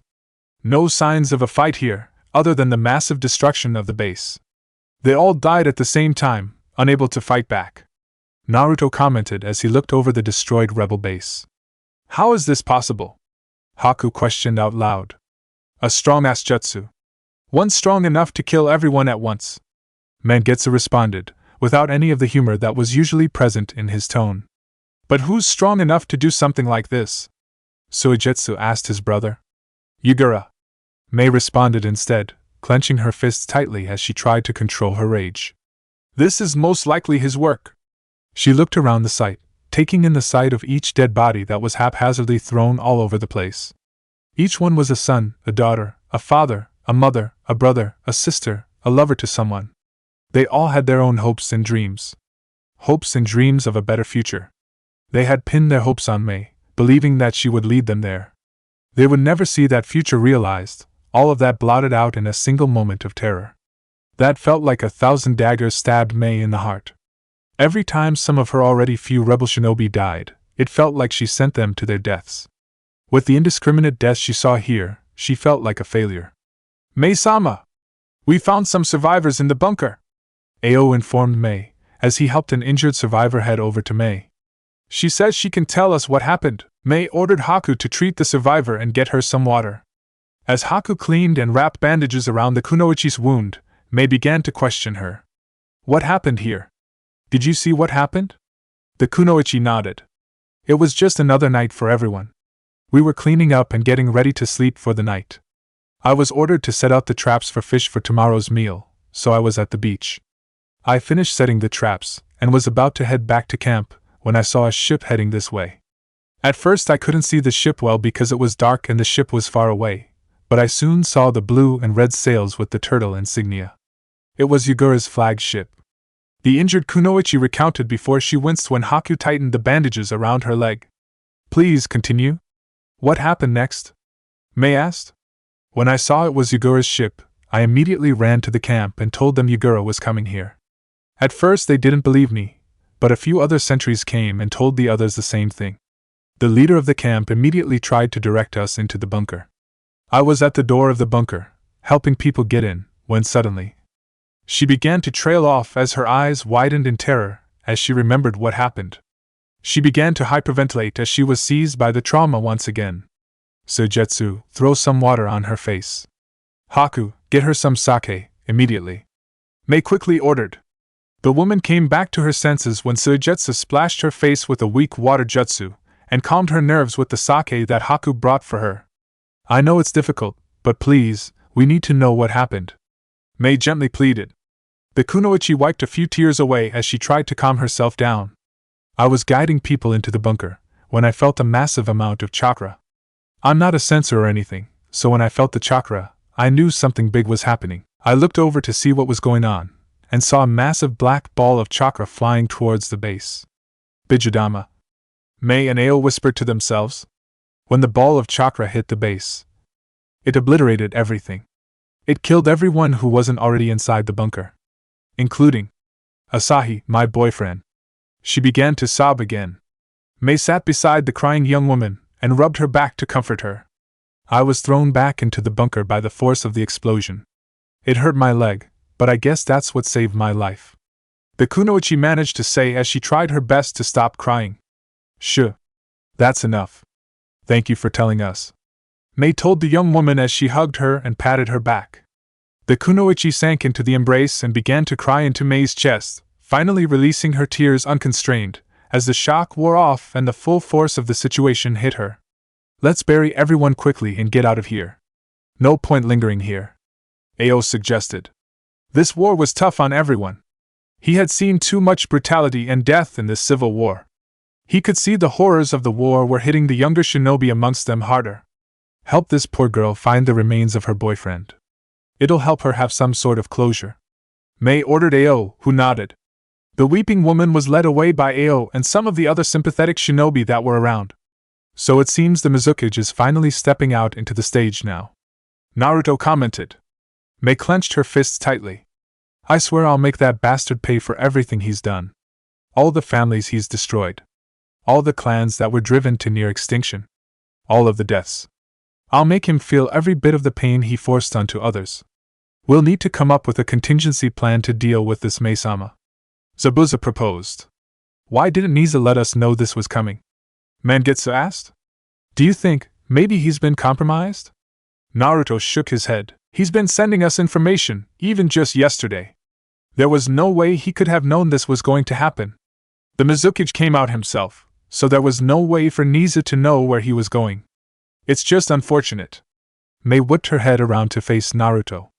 This is more than just unfortunate. This is unacceptable. We can't let this happen ever again. What can we do to prevent this? Mangetsu asked. It's not like we could teleport to different places and help. Besides, what can we do against a fucking Bijudama? Send out our spies, sentries, scouts, sensors. Anyone. We need to keep an eye on Yagura's movements. We need to kill him before this can happen again. Mei growled out. The moment his ship is seen at a distance we can reach in time, I'll lead our men myself. He's been allowed to hide in his shell for too long. Now that he stuck his head out, it's time for us to drop the axe. The rebels soon finished burying the dead and boarded their ship. The voyage back was somber, with a melancholy atmosphere hanging over everyone. The loss of the base hit Mei the hardest, in large part due to her responsibility as the leader of the rebellion, but also due to the trauma from her past. The Narumi clan was one of the first to be hit when the purge started. She could still see the bodies strewn all over their clan compound, as she was muffled and dragged out by a concerned retainer of the clan, who hid her in a barrel and threw her in a river before he himself was killed. Years later, when she unified the separate rebel factions into one and became the leader, she found a few Narumi survivors. Unfortunately, she was the only one who survived from her family. The traumatized children and the destruction around them made May see her younger self in each of them. She wanted nothing more than to give them a future where they could live a better life than she did.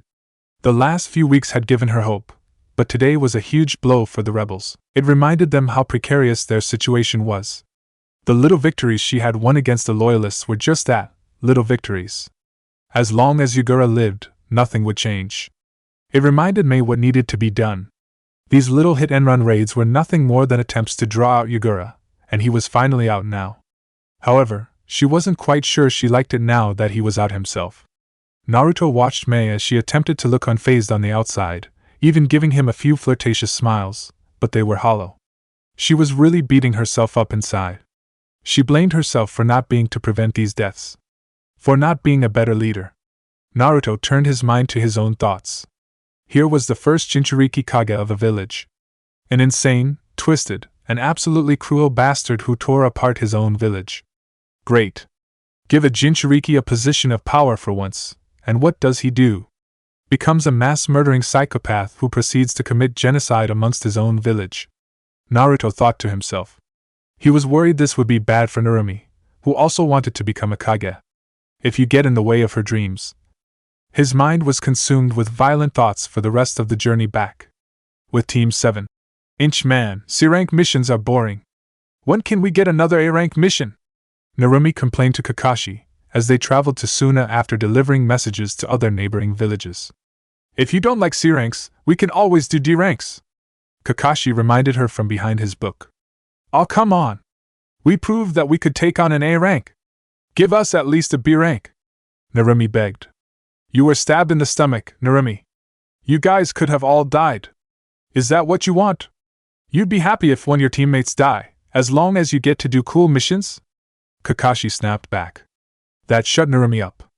Well, not if you put it like that. You guys were all extremely lucky. If any of the many lucky factors that were on your side went slightly differently, there could possibly not be a Team 7 right now.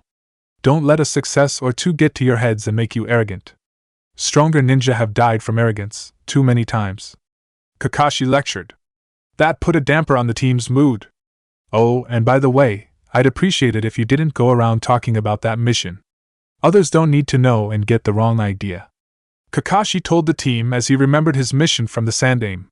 Fine. But it sucks that we can't tell our friends about our cool missions. Narumi grumbled. Actually, let's make that don't tell anyone, not just your friends. Kakashi added. Not even my Ka-san? Sasuke asked. Or my Otosama? Hinata also wondered.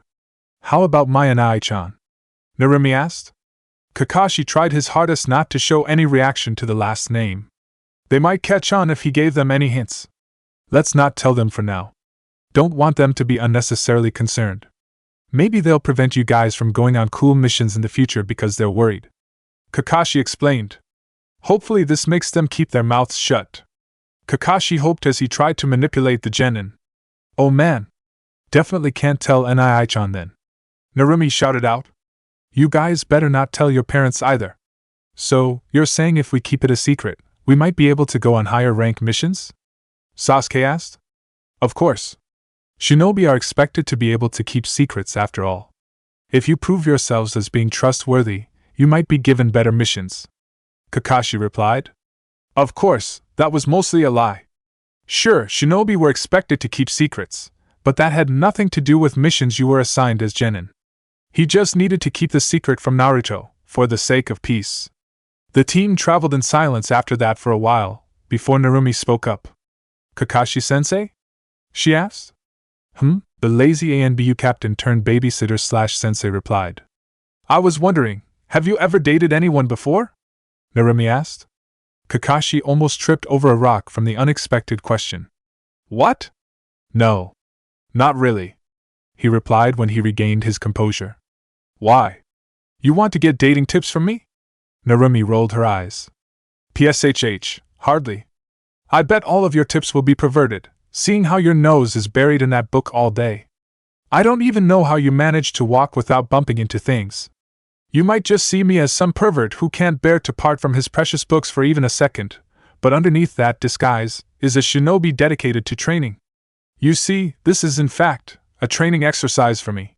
While my eyes are occupied by this book, I'm actually training my other senses to be able to navigate, even without my eyes. That way, I won't ever be caught off guard. Kakashi replied.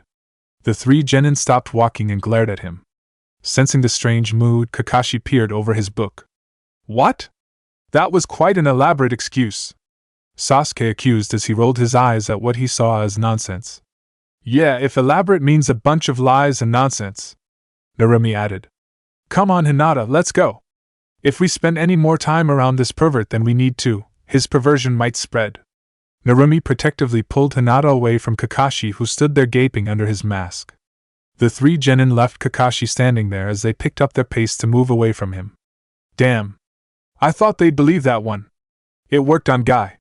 Kakashi mumbled to himself before chuckling as he remembered how Guy bought a book of his own and started copying him, much to the chagrin of his female genin student. With Yagura. Ah, Niza. Good to see you. Yagura greeted Niza with a smile. Niza forced himself to smile as well, hoping to placate the unpredictably cruel leader, even though it made him want to throw up inside. You called for me, Mizuki-sama? Niza asked. Yes. Please. Have a seat. Yagura motioned to a chair in front of his desk, which Niza promptly seated himself in. I want you to tell your friends at the Rebel HQ that I'm changing my tactics. I'm specifically going to go after civilians now, to destroy their bloodline completely, and to kill the rebels' morale. As such, I'll be mostly targeting the bases with the larger civilian populations. In fact, I've already started, Yagura informed Niza. Niza was horrified to hear that he had already begun going out personally to kill civilians. But this is a ruse? Niza asked, his habit of gathering intel kicking in subconsciously. Yagura responded with a smile. He'd indulge Niza. If the man acted against him, he'd just go play surgeon on his family for a while. No. I actually mean it. I want them to know that all of the civilian deaths are on Mei's hands. I want them to lose trust in her ability to lead them and to keep them safe. Once they lose trust in her, the figure holding the rebellion unified, they'll break off into smaller factions, which will be easier to mop up. Maybe I'll be lucky and even break that bitch's spirit. Niza nodded contemplatively. Oh, by the way, I don't have to remind you to keep that part to yourself, right? Just tell the rebels what I told you to tell them, or else I might find myself with a new leather cover for my favorite book. And did I mention your wife and daughter have such nice skin? Please ask them for their secret the next time you visit them, will you? Yagura said in playful manner, though the threat lying underneath his whimsical tone was anything but. Niza nodded, and left when Yagura dismissed him with a wave of the hand. As he headed out to relay Yagura's information to the rebels, he couldn't help but wonder what else Yagura was planning. How many people will lose their lives because I put the lives of my family before theirs? Niza contemplated to himself. The demons of his choices haunted him every moment of his life now. Still, this was the choice he made. It was too late to look back now. Sorry, Mei-sama. I wasn't strong enough. Atsuna, in the Kazekage's office. Kazekage-sama, there are messengers at our gates from Konoha. Were we expecting them? The Kazekage's secretary asked him from the outside of his office. I see. I wasn't expecting them today, but I think I know why they're here. Send them up here within 30 minutes. Raza, the Yondaime Kazekage ordered. Once the secretary left to relay the message to the Tsuneshinobi who brought her the message, Raza's guest resumed his talks. Kukuku, so, the exams are just around the corner? The man commented. It would seem you are correct. However, I'm still not sure if this is the best idea. I need more assurance that things will turn out in our favor. Konoha is still the most powerful village, Raza remarked. You'll find that the tales of their strength is exaggerated, and not what it once was. They've lost too many of their powerhouses. Their strong front is merely that. A facade. There is much to gain for Suna if Konoha should be met with an unfortunate turn of events. The man facing Raza hissed. Even so, the risk is tremendous. I'll need more information before I can give you an answer. Now I suggest you keep your presence here a secret, especially now that shinobi from Konoha are here. Raza suggested. Kukuku, very well. I shall be back in due time. I hope you have your information, and your answer by then. The man then proceeded to vanish into the floor. That man. I don't know what he's up to. I know he doesn't have the best of Suna in his mind. What does he hope to gain? Raza quietly thought to himself. On the streets of Suna. Wow! Check this place out. I can't believe a place like this exists in the middle of a desert. Narumi exclaimed as she marveled at the unique village that was unlike anything she had seen. It was far more modest than Konoha was, but the fact that there was so much life and even plant life present at all in such an inhospitable place just made it look so much more mystical than what it actually was. What's so great about this place? It's just mostly brown. Sasuke commented as he looked around in confusion, trying to see what Narumi was so impressed with. While Konoha had numerous buildings built in various styles, materials, and painted with various colors, the buildings in Suna were mostly carved out of brown rock, or built with sandstone, giving the village a very uniform look. Now, let's remember we're guests here. And try to remember that Suna isn't known to be very kind, especially foreigners. Let's try to stay polite, alright? Kakashi reminded the genin. The three genin looked around, and saw that the villagers looked on them with wary and suspicious looks. Aren't we allied villages, Kakashi-sensei? Hinata asked, unsure if she felt the so-called friendship between the two villages from the Suna villagers. Let's just say, friendship doesn't always mean the same thing you might expect, especially between ninja villages. Something we were reminded from your trip to Taki, Kakashi replied. As the team were escorted towards the Kazekage Tower, Narumi felt a huge surge of negative emotions nearby. She froze where she stood, and looked at the direction where she sensed a presence earlier. Something wrong, Narumi? Sasuke asked, seeing that his friend was falling behind, her attention on some empty alley. And no. Not really. I just thought I sensed something. Maybe I was just being paranoid, Narumi replied as she rejoined her team. She couldn't sense the presence anymore anyway, so she thought she was mistaken. As the team walked on, an eye of sand crumbled away in the alley, and a short figure further away clutched at his auburn hair near his forehead. Yes, mother, she does seem to be quite peculiar. Yes.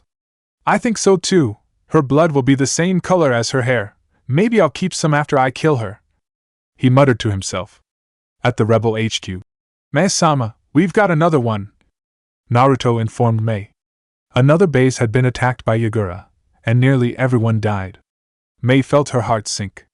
She had sent out messengers to all of the bases to tell them to gather at the main rebel base for safety, but some of the ones further away got hit before the message got to them.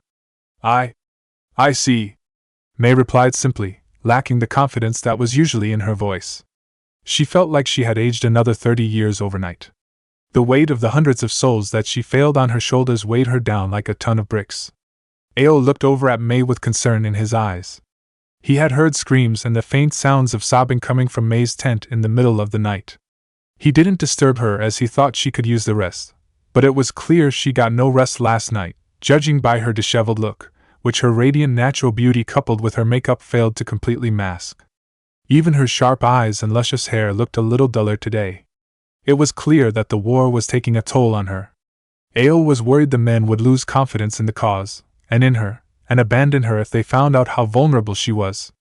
He was one of the only few people who could see she was hurting, as he had known her for years as her closest confidant, and she was doing a good job of keeping up a strong facade, but he wondered how long that would last.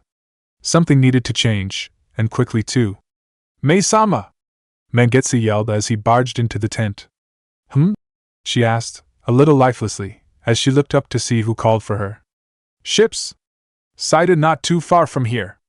We believe it's Yagura, Mangetsu informed Mei. Her dull, lifeless eyes suddenly came to life, burning with fury. Yagura? She growled out as she rose from her seat. Where?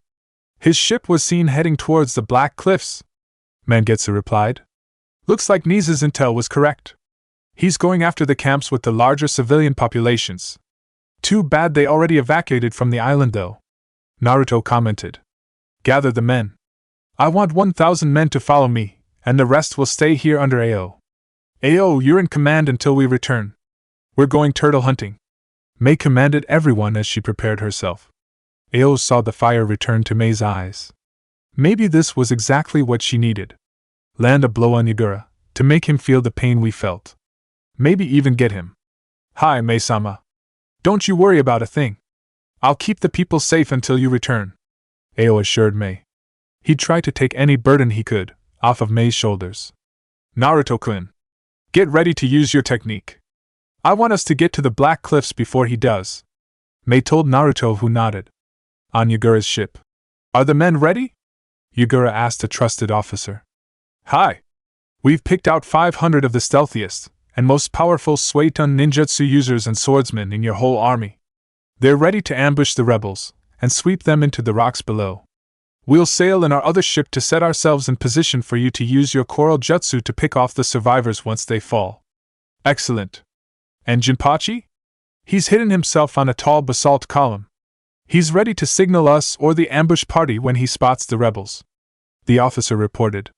Good. Make sure my flagship is stationed on the beach on the east. They need to travel on the route we chose for our ambush to work, Yagura reminded the officer, who nodded and left to carry out his orders. Soon I'll finally able to stamp out this curse in Kiri called Kekkei Genkai, once and for all, Yagura whispered to himself, as he touched the scar on his eye that was throbbing. He'd finally be able to get his revenge on the people who doomed him to a life as a demon. He'd make them regret ever choosing him.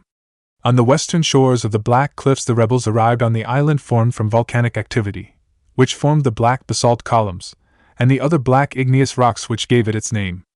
Yagura's ship! It's about 1 kilometer away from the eastern shore. They'll reach the shore within 30 minutes, one scout told Mei.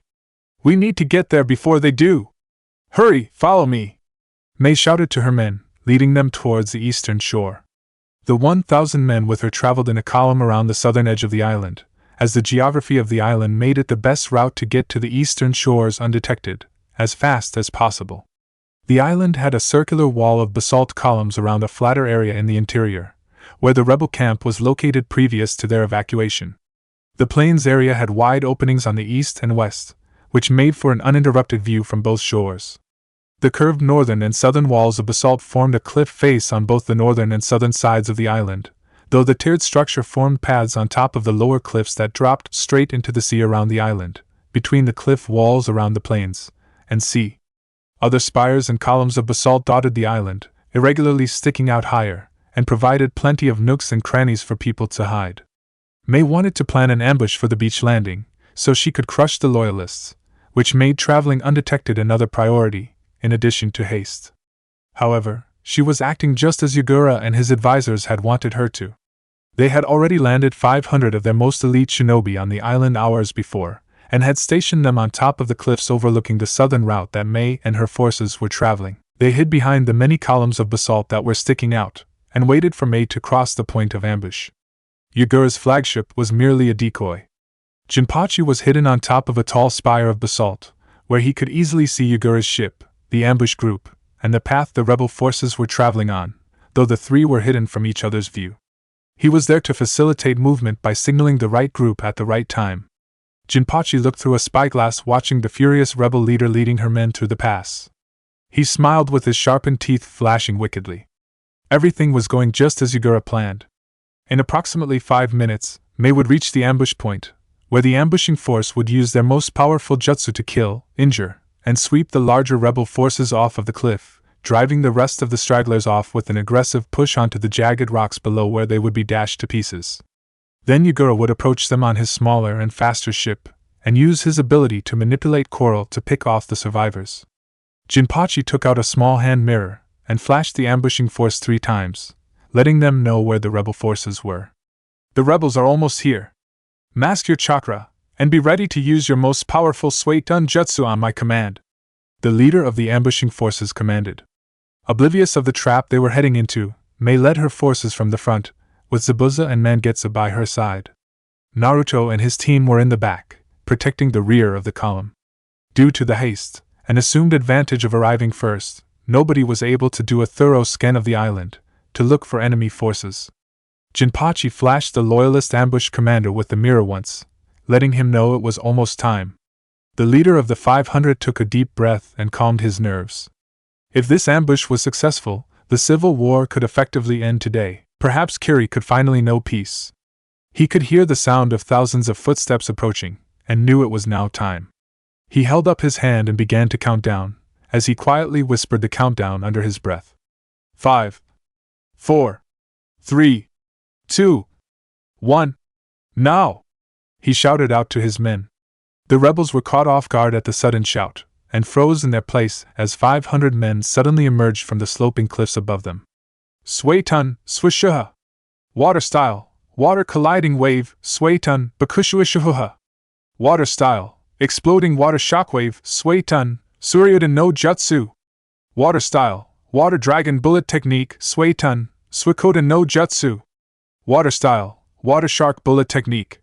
A truly massive deluge of water swept towards the stunned rebels, as dozens of sharks and dragons made of water shot out of the massive tsunami that headed their way, appearing to ride the wave. The dumbfounded rebels were trapped. On one side were sloping cliffs that had the largest wave of water jutsu they had ever seen coming their way. The other side was a cliff, which dropped off to sharp, jagged rocks below. They could only go forward or backwards, but the clumped column formation the rebels were in meant that only a few dozen, or if they were very lucky, a couple hundred, could make it out. They didn't even have time to respond with a jutsu of their own, especially without friendly fire in this packed formation. Everything happened in a split second, but they knew they were doomed. Some of the hopeless rebels began to drop their weapons. They could see their lives flashing before their eyes. They gave up hope. Some of the others who hadn't completely given up were looking around for some sort of way to save themselves, but they had no luck finding any. Mei looked at the bombardment of water jutsu coming their way, and time seemed to stop. She didn't have jutsu in her arsenal to stop an attack of that scale. All of those years she had spent in harsh conditions, living a teetering existence at the edge of a blade, all of the losses and victories she had experienced with the men who followed her, all of the people she had lost along the way, everything she had endured for the sake of hope for a better future, this oncoming behemoth of a wave threatened to sweep it all away, making all of her sacrifices for nothing.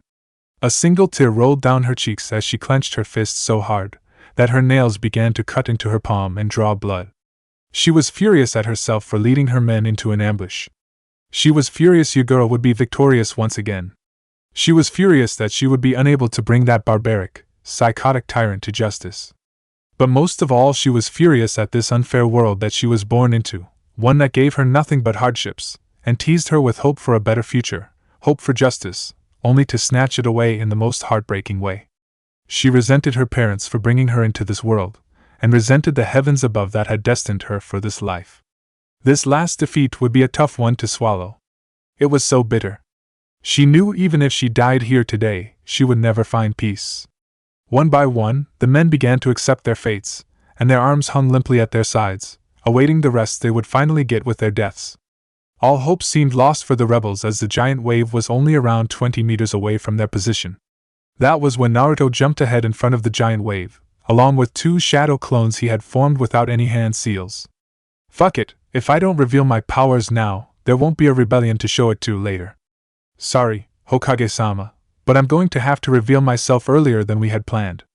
The blonde Konoha native thought to himself as he and his clones went through dozens of hand seals faster than any other shinobi present had ever seen.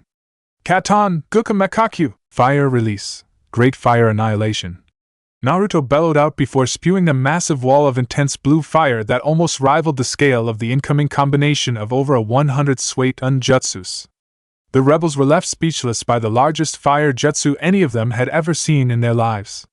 It didn't seem like it should be possible that one man could be capable of using a jutsu of this scale, but here they were, witnessing it. They couldn't believe their eyes. Still, as powerful as Naruto's jutsu was, it was still slightly smaller than the incoming wave. That, however, changed when the 2 clones next to him unleashed their jutsu. Futon, breath of the wind god. They both yelled out simultaneously, as they exhaled unbelievably powerful gusts of wind from their mouths. The hurricane-force winds tore up everything in their path, ripping rocks apart like they were wet tissue, until they reached Naruto's literal sea of blue flames. When his wind jutsu mixed with his fire jutsu, the already vast sea of fire tripled in size and intensity. The intense heat licked up the enormous combination of water jutsu, instantly evaporating it like a drop of water on red-hot iron. The rebels could barely keep their eyes open in the presence of the fire, as it felt like they were almost staring into the sun. Luckily, the direction of the fire jutsu, and the wind jutsu sent the heat towards the loyalists. The ambushing party was not as lucky as the rebels to merely have some discomfort to their eyes from the bright fire, or complain that it was hot.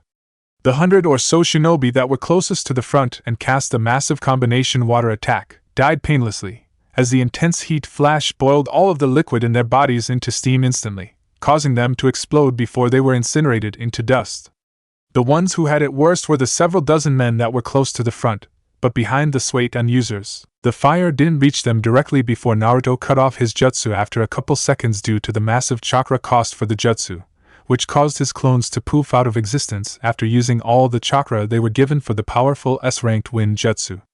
Still, the intense heat quite literally melted the front of their bodies, though it was brief enough to not completely consume them. They felt excruciating agony before dropping dead in a charred mess. The scalding steam from the evaporated water burned the ambushing party severely, causing their exposed skin, which included their faces, to slough off partially, or leave painful blisters. Screams of pain erupted through the dense fog that now surrounded the ambushers. The rebels were almost unable to process what they had just seen.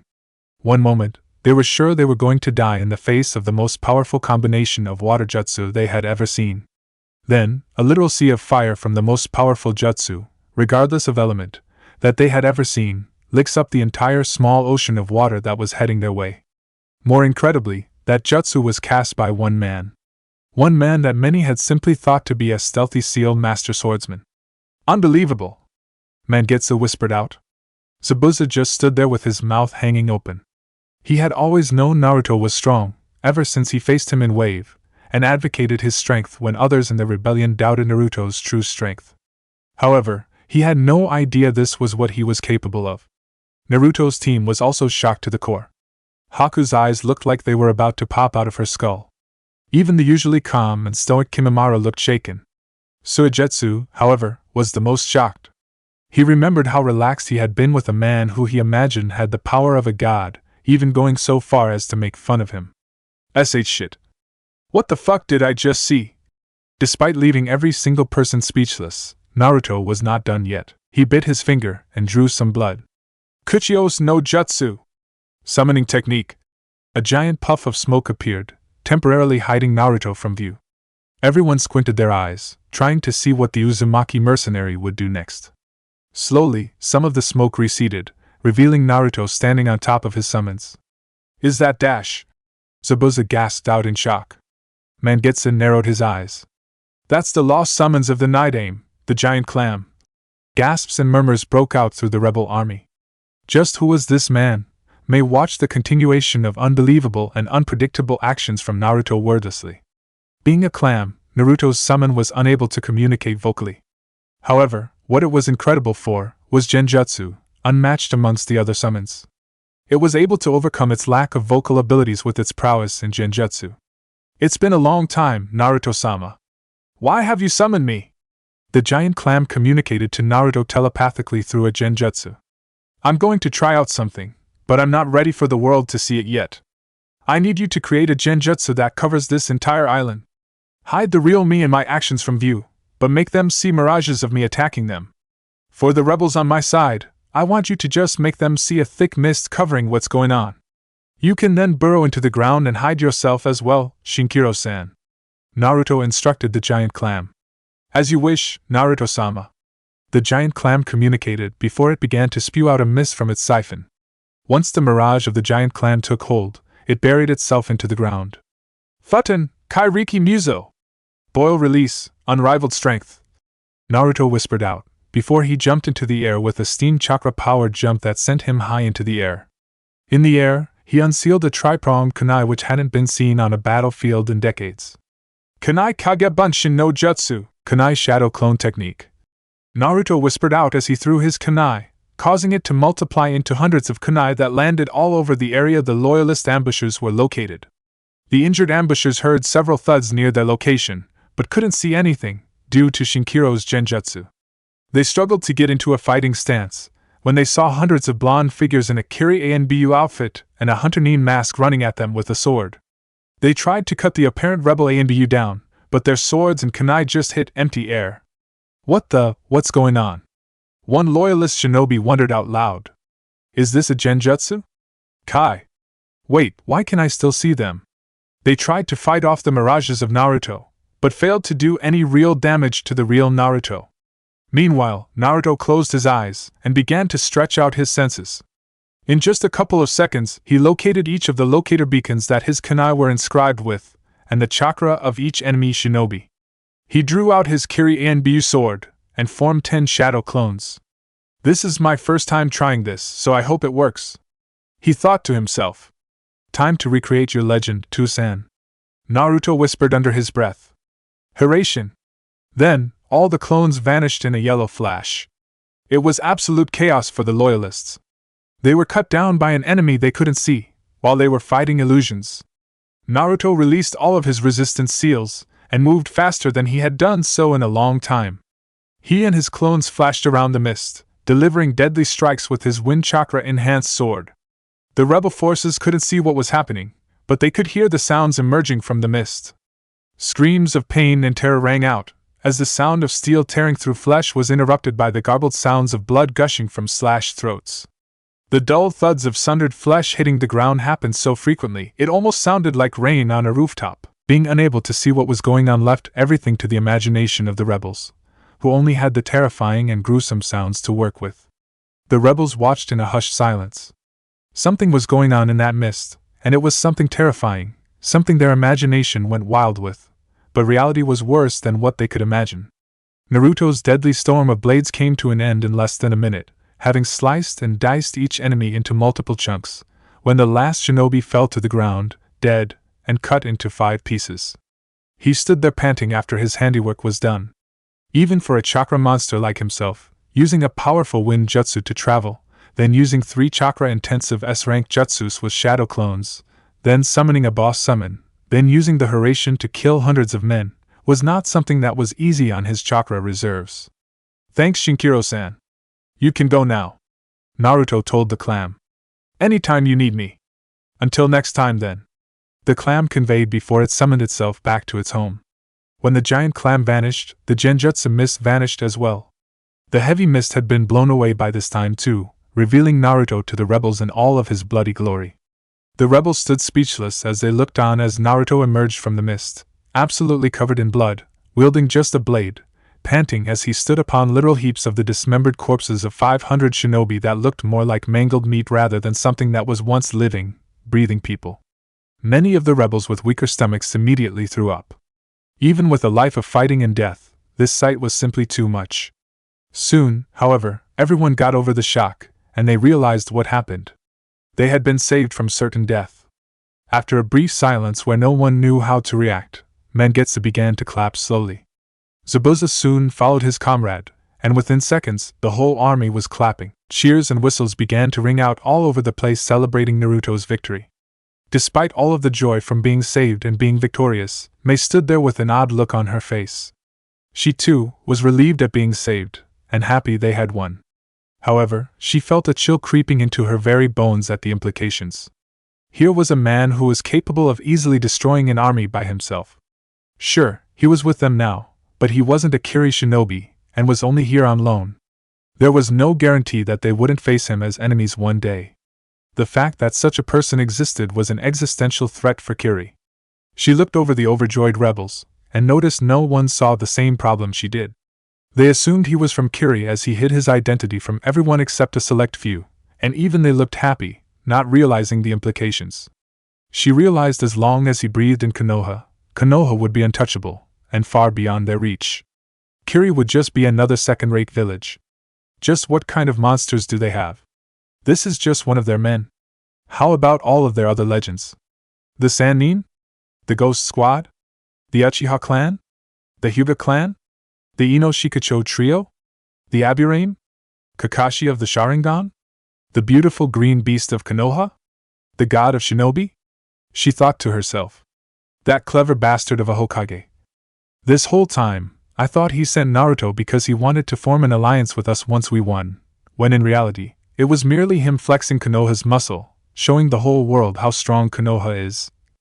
Mei felt her knees shake in the face of such insurmountable odds. Even if she won the Civil War, there were monsters like this out there, monsters who could destroy an entire village on their own. Suddenly, she felt very small. How could she ever protect her village against such enemies?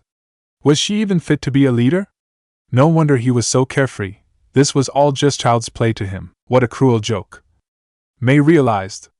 Zabuza noticed the troubled look on Mei's face, but just assumed it was from the disturbing chain of events that had occurred and brushed it off. In the midst of all of the celebrating, there was only one face that shared Mei's concern. Shit. That's not a human being anymore. That's a monster, a demon. Jinpachi whispered to himself with a pale face, before he slinked away to tell his master. Chapter 34, The Bloodline Rebellion Part 5. On Yagura's ship. Yagura-sama! Jinpachi shouted out in terror as he ran into the room that Yagura was in. Yagura turned from the window facing the basalt column that Jinpachi was supposed to signal him from, and towards the door where Jinpachi just entered. Jinpachi? What are you doing here? How about the ambush? Is it time for me to go and sweep up the survivors? Yagura questioned, before he took in Jinpachi's shaken look. What's with you? You look like hell. Yagura asked. Yagura-sama. There's something you should know. Jinpachi began. Yagura got an ominous feeling crawling up his spine. He had a feel he knew what this was about. The ambush didn't go as planned, huh? Yagura guessed. Jinpachi simply nodded. Did the rebels bring more than we expected? Did Ao discover the ambush? Did Mei pull out something big at the last second that killed some of our men? What is it? Spit it out, Yagura demanded. Jinpachi struggled to put his thoughts together. It was the Uzumaki mercenary, him. What did he do? Did he create a barrier strong enough to hold back our jutsu or something? Yagura asked, wondering if the Uzumaki survivor knew his clan's powerful barrier techniques. Well, the ambush was set up perfectly, and all of our men did exactly as they were supposed to. Jinpachi began. Then? What's the problem? Yagura asked impatiently.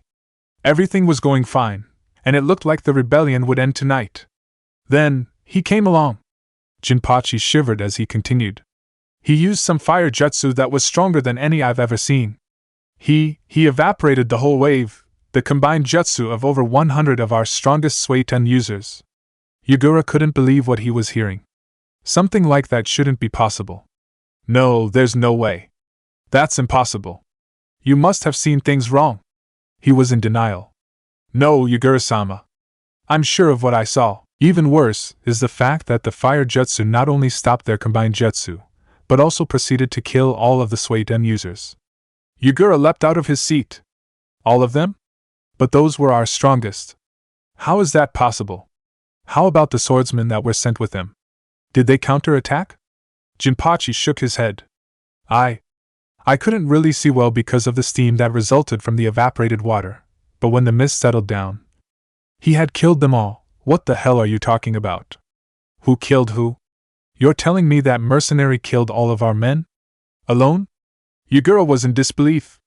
Jinpachi nodded. One man killed 500, and you didn't even see how he did it? Yagura chastised Jinpachi. I'm sorry, sir, but there was too much mist and smoke everywhere. I think he might have had help from a summon, but I couldn't see what it was or what it did. Jinpachi replied. How could he have so much chakra to pull off feats like this, and then be able to summon? Yagura thought out loud. Is he a Jinchuriki or something? I didn't see him using any of the known Jinchuriki powers, or sense any Bijou chakra. Besides, the other Bijou are in the other villages, other than the Rokubi, and Utakata is not with the rebels right now.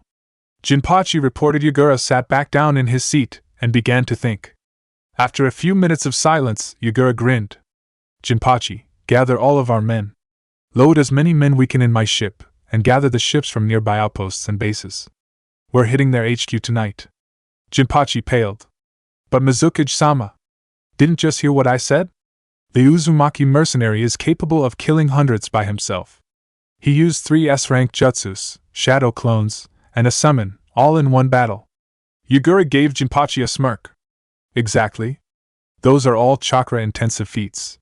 And as far as we know, he's not even a Jinchuriki. That's gotta take a toll on your chakra reserves, even if you are an Uzumaki. We won't give him a chance to replenish his reserves. We'll hit him tonight. He can get the rest he wants in the afterlife. Jinpachi thought about what Yugura just said. He had been so caught up with the fact that someone was so powerful that he never really thought about the chakra costs of such powerful jutsus. Understood, Yugura-sama. I'll send out the message to our surrounding forces immediately. We'll converge on the gates of Uzushio by 3 in the morning. Yugura nodded. Good. Tell the men here to get some rest until then. We'll hit them when they least expect it. At the rebel HQ, the base resembled a festival, following the massive victory at the Black Cliffs, where they destroyed 500 elite loyalist shinobi, all without a single loss. Their victory was cemented with Yugura's ships seeming fleeing the scene, fearing the rebels' power. The center of attention and the main figure of the celebration was the Uzumaki survivor. Of the 4,000 shinobi and civilians present on the island, only 500 shinobi were reluctantly absent from the celebrations, as May forced them to stay armed and sober as an emergency response force. She would have had everyone stay sober and vigilant, as she wouldn't celebrate unless Yugura was dead, but she understood the purpose of morale boosters. After losing hundreds to Yugura's raids, the morale of the rebels had been at an all-time low. She reluctantly allowed the rebels to celebrate, giving Yugura's forces a black eye of their own. However, she herself kept herself in the commander's tent after starting off the celebration with a small speech. She was alone in the tent with Ao, who hadn't drunk any alcohol since he joined the rebellion. The man could say stupid things to anger May at times, but she respected his professionalism. You'd think we won the war, with the way they're celebrating, Ao commented, as the sound of singing and cheering entered the tent. They don't know any better. This war has dragged on for so long, it's almost become a regular part of life for them. Let them celebrate when they can. They need something to keep up their spirits, or else life just isn't worth living. Although I'd prefer if people stayed vigilant, at least this way, we can keep up morale. May replied with a stern face. Ao noticed May looking grim, despite the massive victory. He couldn't help but be curious. May-sama? Yes? What is it, Ao? May responded.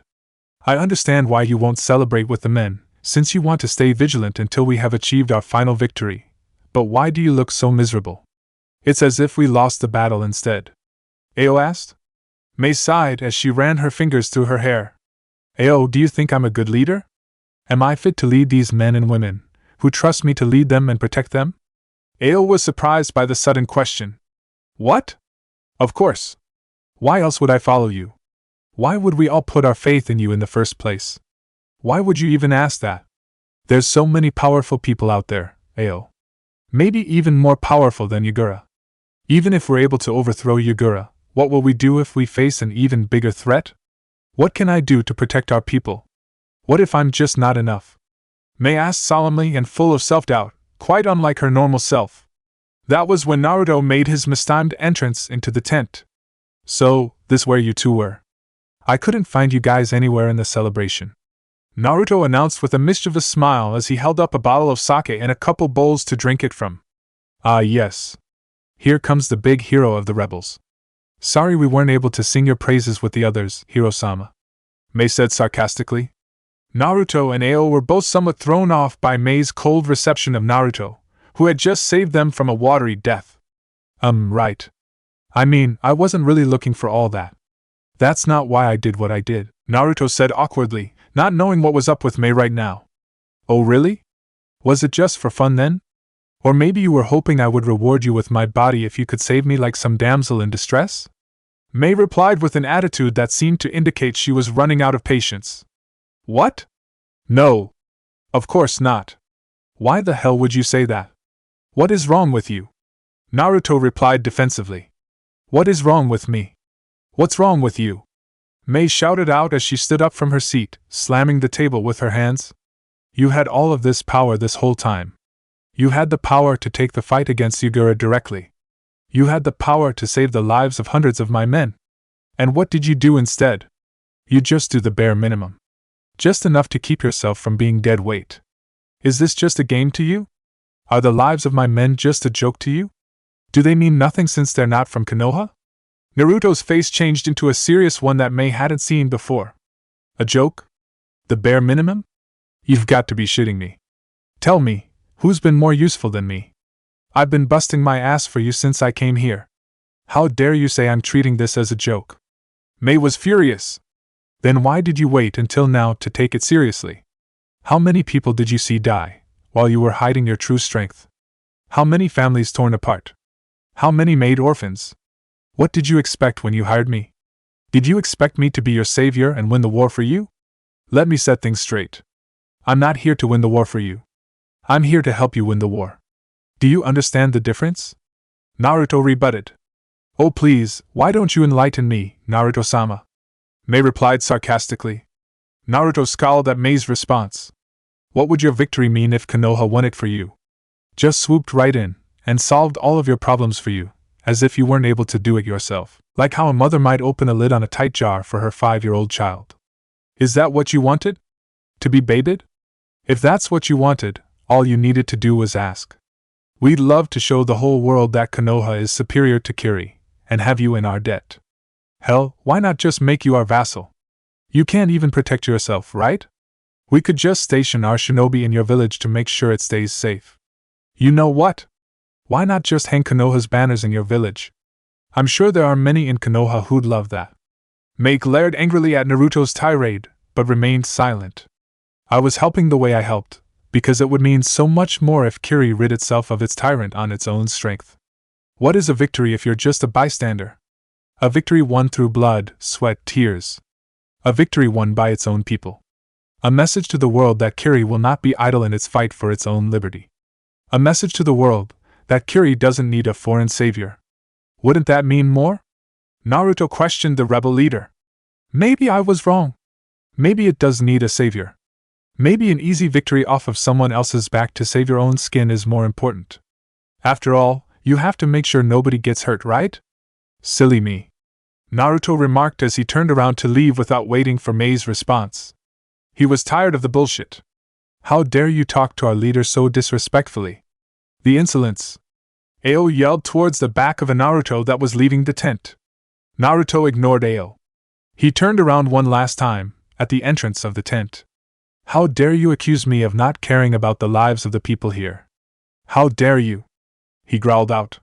The faces of Haku, Kimimaro, Suigetsu, Zabuza, Ao, and even Mangetsu flashed through his mind, Mei's smiling face appearing at the end, before he cleared his mind. You guys can have this sake. I've lost my appetite for it. He dropped the sake and the bowls on the floor, where it rolled after a loud clang. Mei watched Naruto leave in silence, her head chaotic with all sorts of thoughts. Why, the nerve on that boy. Humph. Back in my day, we actually treated our leaders with respect. Ao harumphed. Ao. Mei called out. Yes, Mei-sama? Ao replied, expecting her to lash out at him. I'd like to be alone. You may retire to your tent for the night. Mei told Ao. But Mei-sama. Ao tried to respond before Mei cut him off. Ao. Please. I want to be alone. Please. Mei replied in a tired voice. Sensing the heavy atmosphere, Ao reluctantly agreed. At the mouth of the tent, Ao stopped, before he turned around to speak. Mei-sama? Your question about if you're good enough to be our leader? We don't follow you just because you're the strongest. We follow you because you can see the big picture. You can see the things that others can't. But most importantly, we follow you because we believe in your ideals. You don't treat us as disposable pawns, the way Yagura treats his men. You actually care for our lives. But we don't need you to protect us. Just let us fight by your side, as we have so far. I don't know what the others might say, but if you asked me, you're more than fit to be our leader. I'd follow you to the very gates of hell. He then turned around and left, leaving Mei speechless. Once Ao left, Mei collapsed into her seat. She was so confused. She didn't know what to think anymore. What was supposed to come first? The lives of the people following her? Or the ideal they were dying for? These last few days had been one tough revelation after another. She had too much on her plate. She barely had any time to process her roller coaster ride of emotions, with wave after wave of tragedies, huge events, and revelations coming at her at once. She slumped over, placing her head over her crossed arms. She didn't know why, but she couldn't stop the tears from wetting her cheeks, at a rebel watchtower. Man, do you smell that? Looks like they're enjoying some good-ass food. I'd sure like to get some better food than some stupid ration bar. These things taste like shit. One squad member told his teammates. Right, and I'm sure you know what shit tastes like. His kunoichi teammate responded with a teasing smirk. The first shinobi scowled. No. But they probably taste like this ration bar. I'm sure of it, he replied as he threw the ration bar into the ocean. Way to lose rock, paper, scissors, Captain, the third teammate said sarcastically to the team leader. Oh hush. It could have been anyone. If anything, it was probably your shitty luck which spread to me. The squad leader brushed off the complaints. Now shut the hell up, and just keep an eye out for Yagura's men. The first team member snorted. As if they'll turn up any time soon, after that thrashing they got today. Yeah, whatever. Don't act like it was you who gave them the thrashing, the kunoichi of the group reminded him. Who cares who kicked ass? The important thing is that we won. As such, we should be down there with the rest of the people, celebrating. The first shinobi spoke. His team all agreed with him internally, but all they could do was chuckle. The third teammate punched him in the shoulder. Just keep an eye out, idiot. We better not catch you sleeping, like last time. Later at night, around 3 in the morning, the celebrations had ended by then, and everyone had gone to sleep. Everyone but the unlucky emergency response teams that were stationed around the island keeping watch. Hey, wake those two idiots up. It's our turn to sleep, the captain told the kunoichi of the squad, who had stayed awake with him, keeping watch. Or wake up. It's your shift now, the kunoichi told her sleeping squad mates as she kicked their sleeping forms. Just 5 more minutes, the sleepy rebel replied, as he tried to get comfortable again. As the team prepared to change shifts, a thick mist was rolling in from the ocean. However, they were too busy to notice. Every minute you spend not standing guard is another minute we'll spend sleeping when it's our turn. Hurry up! The kunoichi shouted before she began to open up her canister of water. She splashed the water on the 2 sleepy shinobi's faces, waking them up immediately. Hey! What the hell? They shouted in unison. Hee, that should teach you to take your sweet time getting up. The kunoichi chuckled. The 2 wiped the water from their faces, and were getting up as they grumbled. Sigh. Here, gimme your hands. The kunoichi held her hands out to help her teammates get up. They both grabbed her hands, and tried to stand up. They had almost stood up, when the girl suddenly fell forward, causing them to both fall on their rears. No! Sachiko! The captain cried out in horror. Hey! What the hell? That hurts! The first shinobi yelled out, as he wiped what he thought was water off of his face. The 2 shinobi looked at their kunoichi teammate, wondering what caused her to fall, and what the captain of their squad was freaking out over, until they saw the kunai that had entered her brain from the back of her skull. The first shinobi looked at his palm, and saw that the water he wiped off of his face was actually Sachiko's blood. He wasn't even able to process what had happened, when a blast of water put a hole through his chest. He crumpled to the floor, lifeless. The captain and the last remaining squad member turned to see the direction the attack came from. 3 loyalist shinobi jumped into the guard tower, with wicked grins on their faces. The captain of the rebel guard squad drew his sword and charged at them. Go and ring the alarm! I'll hold them off! The 3rd squad member didn't want to leave his captain to hold off 3 shinobi, but he knew he had to ring the alarm to let the others know, or the whole camp would be in danger of being caught asleep. After a second of hesitation, he began to run towards the bell. He was about to ring the bell, when his hand was knocked off course by a round projectile. He instinctively looked towards the floor to see what had hit him. It was his captain's decapitated head. He knew he was in trouble now. He reached for the bell, only to find gleaming steel of a strange-looking sword blocking his path. Reaching for something? A cruel voice asked with a sharp, wicked grin to match. Jinpachi! The rebel stuttered as he began to stumble backwards when he recognized who was in front of him. Jinpachi roughly grabbed the rebel by the collar and threw him at his men. Throw him off the cliff! The 3 men grinned as they seized the terrified rebel.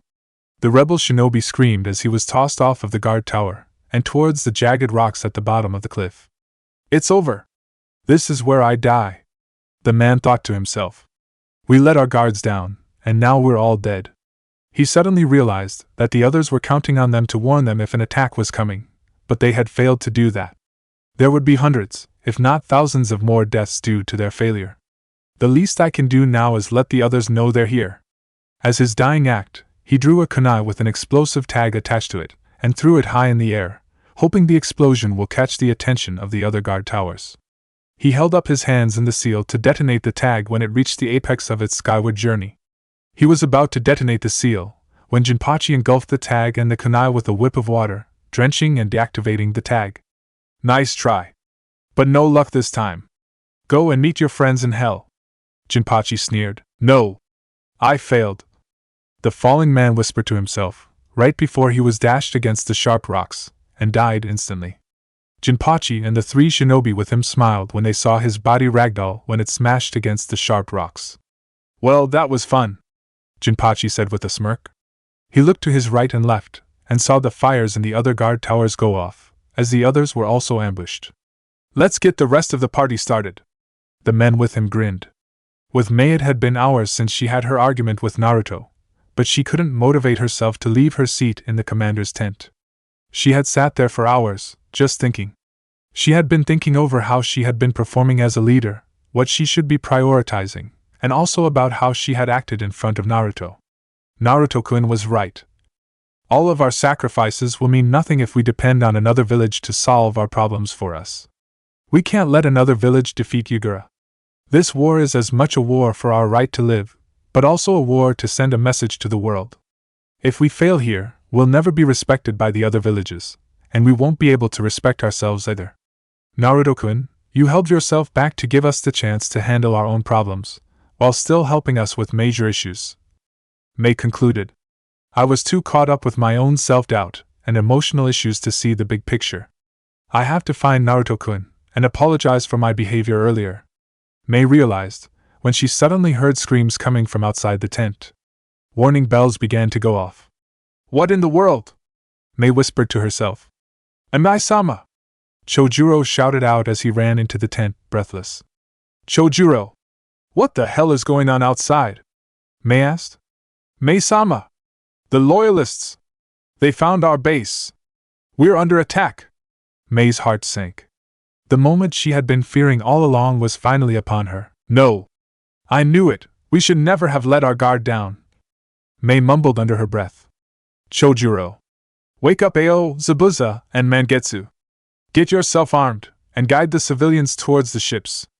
Escort them to safety with Ao and Mangetsu. Mei ordered. How about you, Mei-sama? Chojuro asked. Mei's eyes burned with anger. I'm going to show these bastards you can come here freely, but they don't get to leave without my permission. Chojuro shivered a little at Mei's cold fury. He saluted Mei and left to carry out his orders. So you want to play rough, huh? I'll show you rough, Mei said as a cruel smile formed on her face. The rebel camp was in utter chaos, as the emergency response team had been caught unprepared, and lost almost half their men before they were able to form any organized resistance against the ambushing Loyalists. This resistance was quickly falling apart at the brutal advance of the Loyalists, who had both the element of surprise and the advantage of numbers on their side. The civilians were in utter disarray as they tried to gather what belongings they could, before they were dragged off by a few sober shinobi towards the ships. The rest of the shinobi were unable to recover from their night of drinking effectively, and stumbled along as they tried their best to sober up and get armed. Come on, men! Break through this crumbling line, and we'll get to their soft, drunken underbelly! One Loyalist officer yelled to his men, who were making rapid progress on their section. The last remaining 50 rebels on that section hopelessly braced themselves for a surge of over 500 Loyalists. One rebel ninja grabbed the hand of the kunoichi next to him. I never got to tell you, but I love you. I wish I was able to tell you earlier. I was hoping I could tell you this when we won the war and re-entered Kiri, but it looks like this is the end. The kunoichi gave him a sad smile, and squeezed his hand tighter. I love you too, at least we could be together at the end. The two of them braced for a hopeless fight to the death, similar to their comrades around them, as the Loyalists charged at them. Yotan, lava truffle jutsu! A female voice yelled out, as several large boulders landed on the mass of charging Loyalists, crushing several of them to death. As destructive as the massive boulders were, the real damage came when they exploded, spraying lava all around. Dozens of Loyalists screamed in pain before they were killed by the hot lava that burned through their flesh. Lava release? But that means... One Loyalist officer thought out loud, before his face paled. Mei-sama. The rebels shouted out in relief, when they saw Mei running to aid them, flanked by dozens of shinobi on either side. Kill them all! Mei shouted out to her rebels, and they began their counter-attack on the loyalists. Mei stopped behind her line of charging rebels, and began to form hand seals for another jutsu. Suitun, Surya Sanrenden no Jutsu. Water Release, Water Dragon Triple Step Technique. Mei yelled out, as 3 massive dragons of water formed around her, and flew towards the loyalists, whose momentum had completely died with Mei's arrival. 2 of the water dragons circled around to either flank, and smashed into it with such force, that men were thrown towards the middle with enough force to break bones. The dragon in the middle flew towards the middle, and punched a hole right through the middle of the formation, where the rebels penetrated. Shit! It's her! Fall back! The leader of loyalists on that section commanded. However, Mei was not feeling particularly merciful tonight. You'd abandon a lady all by herself? That's not very manly of you. Mei teased seductively, as she began to form hand seals for her next attack. Why don't we spend a steamy night together? Futton, Sudakijiri no Jutsu, Boil Release, Lovely Mist Technique. A heart composed of condensed pink steam shot out from Mei's lips when she blew a kiss towards the leader of the fleeing loyalists, and headed straight towards the back of the formation of the loyalists, putting the fleeing shinobi in the middle of the pink heart attack and the rebel charge. The condensed heart hit the leader in the back, and instantly released all of the compressed acidic fog, cutting off the escape of the loyalists, and melting dozens of them to death. The loyalists looked on fear, as their comrades writhed in pain as their flesh melted to their bones, before their bones melted as well. She's a demon. Some of them gasped out. Mei heard the murmurs, despite the sounds of the battle raging around her. Now that's not something you call a lady, she said with a smile, before she formed a dragon of water that began to spin rapidly into a waterspout. I guess I'll have to teach you some manners in dealing with a lady. The loyalists paled. With a flesh-melting mist at their back, angry rebels at their front, and a tornado made up of a water dragon tearing up their formation, it looked like they were in for a journey to the afterlife. With Kimimaro, Haku, and Suigetsu, Naruto's team had their tents nearby each other and were underage, and were not allowed to drink. So when the battle broke out, the 3 of them emerged nearly at the same time, and quickly organized themselves into their squad. Shit! Where's Naruto Taishu? Suigetsu yelled, as he parried a sword strike with his own, before shooting the man in the chest with the water pistol technique. I don't know. I haven't seen him since the celebration. Haku answered back, as she skewered several loyalists with the Nuabari. It doesn't matter. We'll look for him after we kill all of these insects, Kimimaro replied calmly, as sharp bones began to extrude from his wrists, shoulders, knees, and the back of his elbows, which he used in his elegant dance of death, which sent numerous souls around him to the Shinigami. Well, what the hell is up with these kids? They're monsters. One loyalist shinobi commented, seeing how easily these teens were carving up the platoons that were present. Haku. Formation D. Suigetsu called out, before he released a bunch of water from his seal, which began to pool around the ankles of every shinobi around. Got it. Haku yelled back, before she channeled her Hayatan chakra into the water, freezing everyone in place. What the fuck? I can't move. Several loyalists shouted towards each other. Teshi Sendan? 10-finger drilling bullets. Kimimaro called out calmly, firing the heart and bones at the tip of his fingers like bullets, dropping 10 shinobi dead. Haku followed up with a barrage of icicles, which skewered another 12 shinobi to death in a hail of icy projectiles. Suigetsu didn't have multi-target jutsu like the other 2, but enjoyed himself as she shot the stuck loyalists in with his water pistol technique. Once the numbers were thinned out, they drew their swords, or bones, and began to dismantle the remaining terrified loyalists, in a storm of steel, ice, water, and bones. Soon, over 8 squads of loyalists lay dead at their feet. We need to find the others, and organize a counterattack. Kimimaro told the other 2, who nodded and followed him. With the civilians, hurry up. We don't have much time. Get your asses on the ships. Mangetsu called out, as he and the other shinobi with him helped the fleeing civilians board the ships. About a third of the civilians were on board, when screams started breaking out from further in the back. When rebel shinobi rushed over to see what happened, they saw a man with a braided beard leading hundreds of men towards the ships.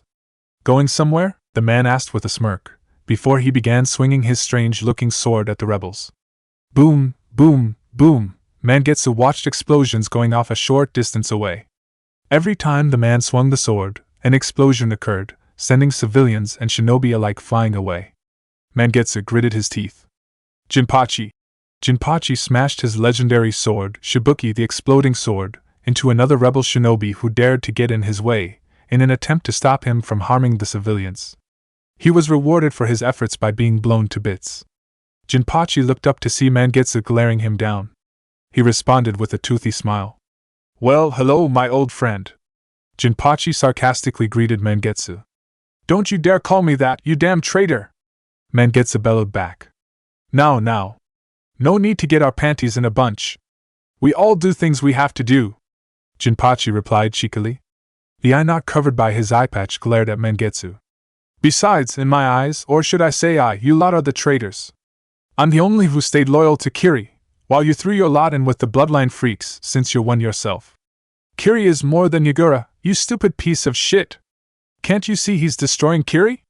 He destroyed our village's advantage with bloodline users, he destroyed our population and our economy with this stupid war, and he destroyed the 7 swordsmen of the mist, by turning us against each other. Mangetsu spat out. You would say that, wouldn't you? You've got to enjoy all of the benefits of being a bloodline aristocrat, while us regular people were treated as second-class citizens. Our population will rebound, as will our economy, when this war ends. We'll rebuild Kiri without you freaks as our overlords. And as for the 7 swordsmen? We'll just kill you all, and reclaim the swords. We'll recreate the order, with me as the new leader. Jinpachi replied. You? The leader? Please, you can't even wield the Shibuki as well as I can, and it's your sword. You think you're fit to be the leader? Mangetsu taunted. Jinpachi scowled. You always did think you were better than everyone else. I'll teach you your place today, you traitorous scum. With that, the 2 swordsmen rushed at each other, flanked by their men on either side. The 2 lines of swordsmen clashed, with the sound of ringing metal echoing through the night. Chapter 35. The Bloodline Rebellion Part 6. At the Rebel HQ. The battle between the rebels and the loyalists raged all across the island, with around 4,000 loyalist shinobi arriving on the island to face 2,700 rebels. Compounding to the disadvantage in numbers, the rebels had been caught off guard, and most of them were drowsy and not fully armed after a night of drunken revelry. There were legends of some fighters that fought better when inebriated. Unfortunately, no such fighter existed amongst the rebels. The emergency response teams were almost totally destroyed in the first wave of attacks, and the drunk shinobi were definitely not in the best condition to fight. However, despite the fact that the rebels were losing ground on the whole, there still were pockets of successful resistance, especially where powerhouses like the rebel leaders were present. With Mei. That should teach you to come here uninvited, Mei stated, as she stood over the smoldering and molten bodies of the Loyalists' battalion that had been completely wiped out by the counter-attacking rebels led by her. Mei-sama! Our allies on our right require assistance. They look like they might crumble at any minute, one of her shinobi reported. Those who are tired may rest for 10 minutes before joining up with us. The rest of you follow me, Mei commanded, and she headed towards Zabuza's position. With Zabuza, there's no place to run. Fight to the death! Zabuza ordered the frightened shinobi around him, as he swung his massive sword to dice his enemies into pieces like a human meat grinder. He and his band of rebels were at the center of the camp, where the fight was fiercest. The close proximity to the center also meant they were the ones who felt safest, and in turn, were the drunkest. Zabuza himself had been heavily drinking, and was not in the best shape. However, Zabuza was still Zabuza. The regular Jonin and Chunin Yagura had available after the death of 500 of their most brilliant shinobi were not really a fair match for Zabuza, slightly drunk or not. Unfortunately, the same could not be said for the other rebels with him. Zabuza stumbled to the right to dodge a blast of water that was aimed to take his head off. Shit! That was close! He growled to himself, as he raised his massive sword to block a hail of shuriken and kunai that were thrown at him. There's too many of them, Zabuza-sama. We need reinforcements, or we need to retreat, one rebel told Zabuza. Zabuza quickly went through the hand seals necessary to create water clones to give him some breathing room, and to add to their diminishing numbers. Oh yeah? And where exactly do you think we can escape to? Our overcrowded ships, which is going to be closely tailed by Yagura's men? Zabuza sarcastically and angrily responded, as he formed some more hand seals for another jutsu. Suiton Daibakufu no Jutsu! Water release, great waterfall technique! Zabuza called out, releasing a massive amount of water into the air, which fell upon the loyalists like a gigantic waterfall. Some of the slower Chunin and the dead bodies around were swept away by the technique, but being skilled Suiton users themselves, many of the Jonin were able to escape the jutsu that was weakened by Zabuza's bad condition. Ah shit, that should have been much bigger and powerful, Zabuza lamented. Still, that gives me more room to maneuver, and less enemies to deal with. Zabuza brought his sword to his side, and ran towards a platoon captain, who was getting up from the attack. He intended to cut him in half, but was stopped by the combined effort of 5 shinobi and their swords. The massive size and momentum of the Kubikiri Bocho drove them back, but it still gave others the opening to fire upon Zabuza with their own jutsu and shuriken. He used his sharply honed reflexes to dodge most of them, but was pushed back by a water jutsu that clipped him, which disoriented him just long enough to be pegged by several shuriken. He was able to position his arms in front of his body to minimize the damage, but having sharp objects sticking out of your arms was a dangerous position to be in, especially if you were a swordsman and used jutsu. Zabuza-sama! A concerned rebel called out, before turning her attention back at the enemies bearing down on her. Shit! Zabuza snarled in anger. If he didn't drink so much last night, he would never have been put in this position. Damn that drinking contest he had with Mangetsu. His bleeding arms hurt to move, but he didn't have time to focus on that right now. He'd worry about that when every loyalist scum around him was dead. He was still able to cut down the fodder shinobi that came at him, but his movement was noticeably slower and less precise than it had been earlier. Some of the sharper loyalist shinobi noticed, and pounced on the wounded Zabuza. Zabuza maneuvered his blade to block attacks from 5 shinobi at the same time. Despite being fairly successful in blocking and parrying the attacks, he was unable to attack, and was being driven back. The rebel resistance in the area had been anchored around him, so when he began to be pushed back, the rebels began to be pushed back, and their morale was dropping. Yotan, Yokai no Jutsu! Lava release, melting apparition technique! A huge blanket of lava suddenly appeared over the heads of around 30 loyalists that were pressuring the rebels. Ag! Screams were quickly cut short as the piping hot, viscous lava adhered to the unlucky souls, and painfully burned them to death. The stench of burning flesh and cloth filled the air, making many of the surrounding people gag. Look, it's Dash. The loyalist shinobi trying to warn his comrades had his windpipe crushed when Mei drove the heel of her high-heeled shinobi sandals into it with a flying side kick. He broke his neck and died when Mei landed on the ground with her foot still on his neck. She immediately threw a kunai with an explosive tag attached with each hand, causing deadly explosions amongst her clumped-up foes. Mei immediately followed through by forming hand seals, and then blew a deadly pink heart of acidic steam with a kiss at an unlucky shinobi, which instantly dissolved him and formed a deadly wall between the rebels and the loyalists. Zabuza, are you alright? Mei asked with concern in her eyes as the reinforcement she brought with her quickly reformed defensive lines. Why yeah. It's just a scratch. Zabuza replied. A scratch, my ass? You look like shit, Zabuza. Mei chastised Zabuza, who had the decency to look ashamed. Look at you. Drinking like we had won the war, and now you can barely fight. If you were sober like Ao, this fodder would never have had the chance to do this to you. By now, the loyalists reorganized somewhat, and used a combination of water jutsu to clear the air of the acidic mist. Get some first aid, Zabuza. Mei commanded without facing him, as her attention was on the enemies in front of her. I can still fight. Zabuza replied, reluctant to fall back while his leader fought without him. Who said I was letting you get away from fighting? Just get basic treatment so you won't be a hindrance. I'd better see you back in the fray as soon as possible. Now stop wasting time and go, she said with authority. Zabuza nodded and fell back to get emergency treatment.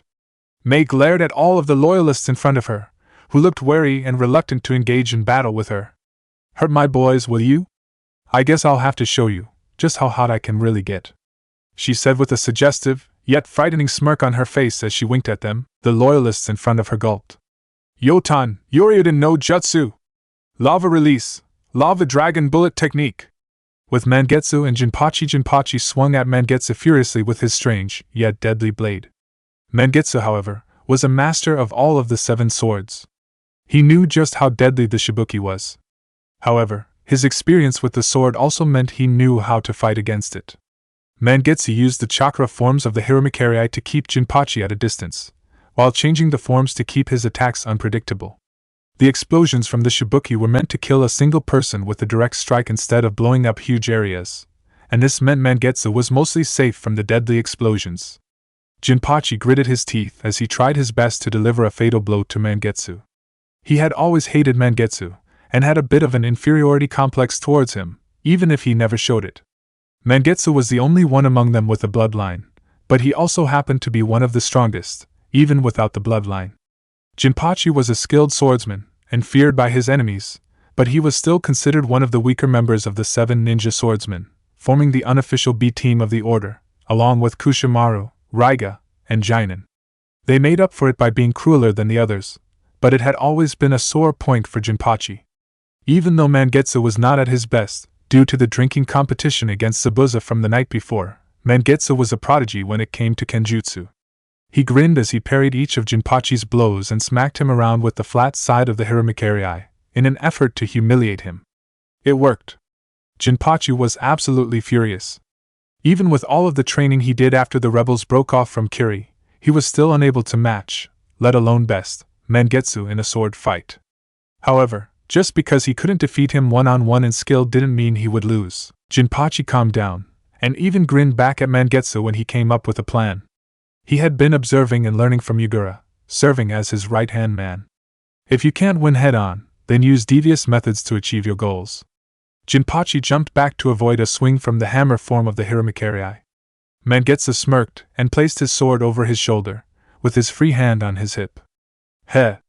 Realize you're no match for me yet? Jinpachi analyzed the scene around him and smirked. He pulled out several kunai with explosive tags on them. You sure love explosions, don't you? Mangetsu said tauntingly. Meanwhile, somewhere in the wilderness, a blonde missing nin sneezed. When will you learn your petty explosions can't touch me? Now maybe if you had those Uzumaki explosive tags? That might do something. Jinpachi gave Mangetsu an ominous smile, though Mangetsu couldn't understand what he was looking so smug about. Jinpachi surprised Mangetsu by throwing the explosive tag-attached kunais at the surrounding civilians, and the ships they were boarding. Mangetsu's jaws opened in shock, and he quickly used his hydrification bloodline to try to disarm the explosive tags flying at the ships. He managed to stop a few, but failed to block all of them. Dozens died in the surprise attack of explosions, and 2 ships began to leak water after massive holes were blown in their hulls. They began to sink. Mangetsu looked on in horror as he watched 2 ships slowly sink, as people jumped overboard into the cold waters, trying to survive. Jinpachi used the distraction to quickly close in, and smash Mangetsu's sword with the shibuki, causing an explosion which sent Mangetsu flying. Mangetsu was able to use his liquid body to avoid taking too much damage from the tumbling, but he had been separated from his sword in the process. Heh, for such a great swordsman as yourself, you seem to be doing a bad job of keeping your sword on you. Jinpachi taunted with a toothy smirk. Mangetsu scowled. You fucking bastard! Those were innocent civilians! No one's truly innocent in a war. Not even civilians. They chose which side they wanted to support, and they paid the price. Jinpachi countered, as he stepped closer to stand over Mangetsu. Mangetsu was in trouble. Even with the hydrification technique, he knew taking a direct hit from the shibuki would be difficult to recover from. You're a real cunt, you know that? You knew you couldn't beat me, so you went and targeted civilians. Jinpachi cackled in response. Look at your pathetic excuses. We're shinobi. We use whatever we can to win. If killing some bloodline-loving, traitorous scum gives me that edge, I'd gladly kill 100, no, thousands of them. Their noble sacrifice was necessary to put you in your place, at my feet, groveling for mercy. Now beg. Mangetsu just grinned back. Beg? Beg you for what? Even if you kill me, you'll know deep inside that you never defeated me as a swordsman. Enjoy living your entire life without the chance of truly defeating me, knowing you'll always be a beater swordsman, who got lucky. So go ahead. Kill me. I'll wait for you in hell, so I can kick your ass in this life and the next. Jinpachi was absolutely livid. He tuned the whole world out to focus on killing the bloodline bastard in front of him. Humph. You'll regret saying that, when I find your annoying brother, and torture him before I kill him too. Jinpachi raised his sword above his head, to destroy Mangetsu. Mangetsu didn't want to give Jinpachi the satisfaction of seeing him disturbed, but he couldn't help but have his smirk falter at the mention of his brother. Fuck you, Jinpachi! Fuck you, and the whore mother who gave birth to your rotten ass! Jinpachi smiled when he realized he got to Mangetsu. Goodbye, bloodline freak! I'll send your brother to join you real soon, drop by drop! He yelled as he began to bring down the sword. Mangetsu stared Jinpachi in the eyes unflinchingly as he faced his death. He only blinked when his face was splashed by a warm liquid. What the hell? Mangetsu wondered what got on his face when he reopened his eyes, only to be shocked by the sight of the massive blade of the Hiramikari penetrating Jinpachi's torso. Jinpachi trembled in pain, as he slowly looked behind him to see who had stabbed him from the back. Chojuro stood behind him, holding the two handles of the massive sword. Why you? Jinpachi gasped out, before coughing up blood. Chojuro pulled the blade out, and the massive gaping wound on Jinpachi's torso spilled out his blood and organs. Jinpachi passed out from the rapidly dropping blood pressure, and collapsed onto the ground, where he died in seconds. Hey, are you alright? Mangetsu-sama? Chojuro asked timidly. Mangetsu chuckled and wiped Jinpachi's blood off of his face as he stood up. Chojuro was brave 1 second, and timid in the next. What a weird kid. He ruffled the teen's hair. Good work, kid. I thought he'd never shut up. Mangetsu replied. Now, about that sword you're holding. Oh! Sorry! I found it on the ground, and intended to return it to you. Promise! Chojuro said defensively. Mangetsu laughed again. You're not too bad with that sword. Why don't you hold on to it, and show me what else you can do with it? Chojuro's eyes widened. Surely you don't mean that. This is your sword. Besides, only a member of the 7 ninja swordsmen of the mist is allowed to wield these legendary blades. Mangetsu rubbed his chin with his hand. You're right. Chojuro slightly deflated as he handed the Hiramikari to Mangetsu. However, Mangetsu didn't accept the sword. However, there seems to be one less member as of 5 seconds ago, he said as he pointed to the now pale, disemboweled body of Jinpachi. Looks like we'll need to add a new member. Chojuro's eyes widened again. No, he wasn't about to say what Chojuro was thinking, right? Mangetsu gave Chojuro a toothy smile. Welcome to the team, Chojuro. Mangetsu-sama! Chojuro shouted out with teary eyes. As your initiation mission, your job is to use your new sword to send these loyalist bastards to hell, where they belong. Consider it your hazing. Now go! Mangetsu ordered, and Chojuro saluted Mangetsu and ran off to help the others. Mangetsu pried the shibuki out of Jinpachi's cold hands. Now you can get comfortable and lie right there, as I show you how you're supposed to use this sword, amateur. Mangetsu taunted the dead Jinpachi, as he jumped into action. With Naruto had walked for hours to the most remote corner of the island. After that altercation with Mei, he wanted to be alone, and far from all of the festivities. He sat down, and leaned against a rock, as he faced the open ocean before him, watching the shimmering reflection of the moon on the water. He sat there, letting his mind cycle through all of the thoughts he had pushed to the back of his mind, thoughts he had been too busy to deal with, being occupied with the civil war in Kiri. Naturally, he began to think about his sister, and his team back in Konoha. Narumi, how are you doing? Is Sasuke dealing with his issues well? Is Hinata doing better with her family? Did Kakashi catch Suyin? Are you keeping in touch with Fu? I bet you'd love to see Haku again. She'd love to see you too. Naruto thought to himself, as he thought about Narumi, who he missed dearly. He hadn't been away from her for such a long period before. She was almost like a daughter to him, with the way he had raised her before she even turned 1. How long will it be before this war ends and I get to see you again? Maybe Mei is right, and I should just hurry up and assassinate Yugura. He shook his head at that thought. No, as painful as it is, watching people I got to know die, I have to let them have this for themselves. It's the only way to have a stable Kiri. They need this for their own identity. I can't let my feelings get in the way. He then remembered the argument he had with Mei, and the accusations that were thrown at him. He didn't show it, but it had hurt. He had gotten relatively close with a lot of people, and quite invested in this rebellion. To say he was barely making himself useful, and to say he didn't value their lives, it was frustrating, to say the least. How dare you say I don't care, Mei? How dare you? Naruto whispered to himself, as he threw small stones into the ocean. He watched the ripples the stones he threw made, until he started to notice other things. Small bits of wood and cloth floated above the water. He didn't think much of it at first, but more and more became visible. What the hell? Who's throwing away all this trash?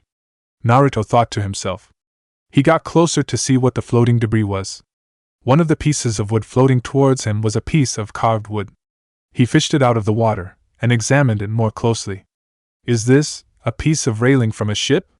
It doesn't look like it's been out at sea for too long, which means it was recently broken off. He took a look around, and began to see larger objects floating out at sea. He used the water walking technique to get a closer look at a particular object that caught his attention. It was a corpse of a rebel shinobi. What the fuck? What's going on here? Naruto gasped out to himself. He immediately got an ominous feeling, and looked behind him. He saw smoke rising. Is that from our camp? His heart sank when he realized what could be going on. No, it can't be! He immediately started to run towards the camp, as fast as feet would take him. With Mei and Zabuz, even with Zabuz's return to the fray and Mei reinforcement, the center of the base was a terrible place to be. The defense they had set up in the passages guarding the center of the base quickly crumbled with the surprise attack, and the center was forced to take on more and more fronts on different sides. The retreating rebels from the outer areas of the island did come with a few benefits, in that they brought more manpower and consolidated the center, which was a huge step up from the ragtag group of drunk shinobi that were barely held together only by Mei's fierce leadership and prowess.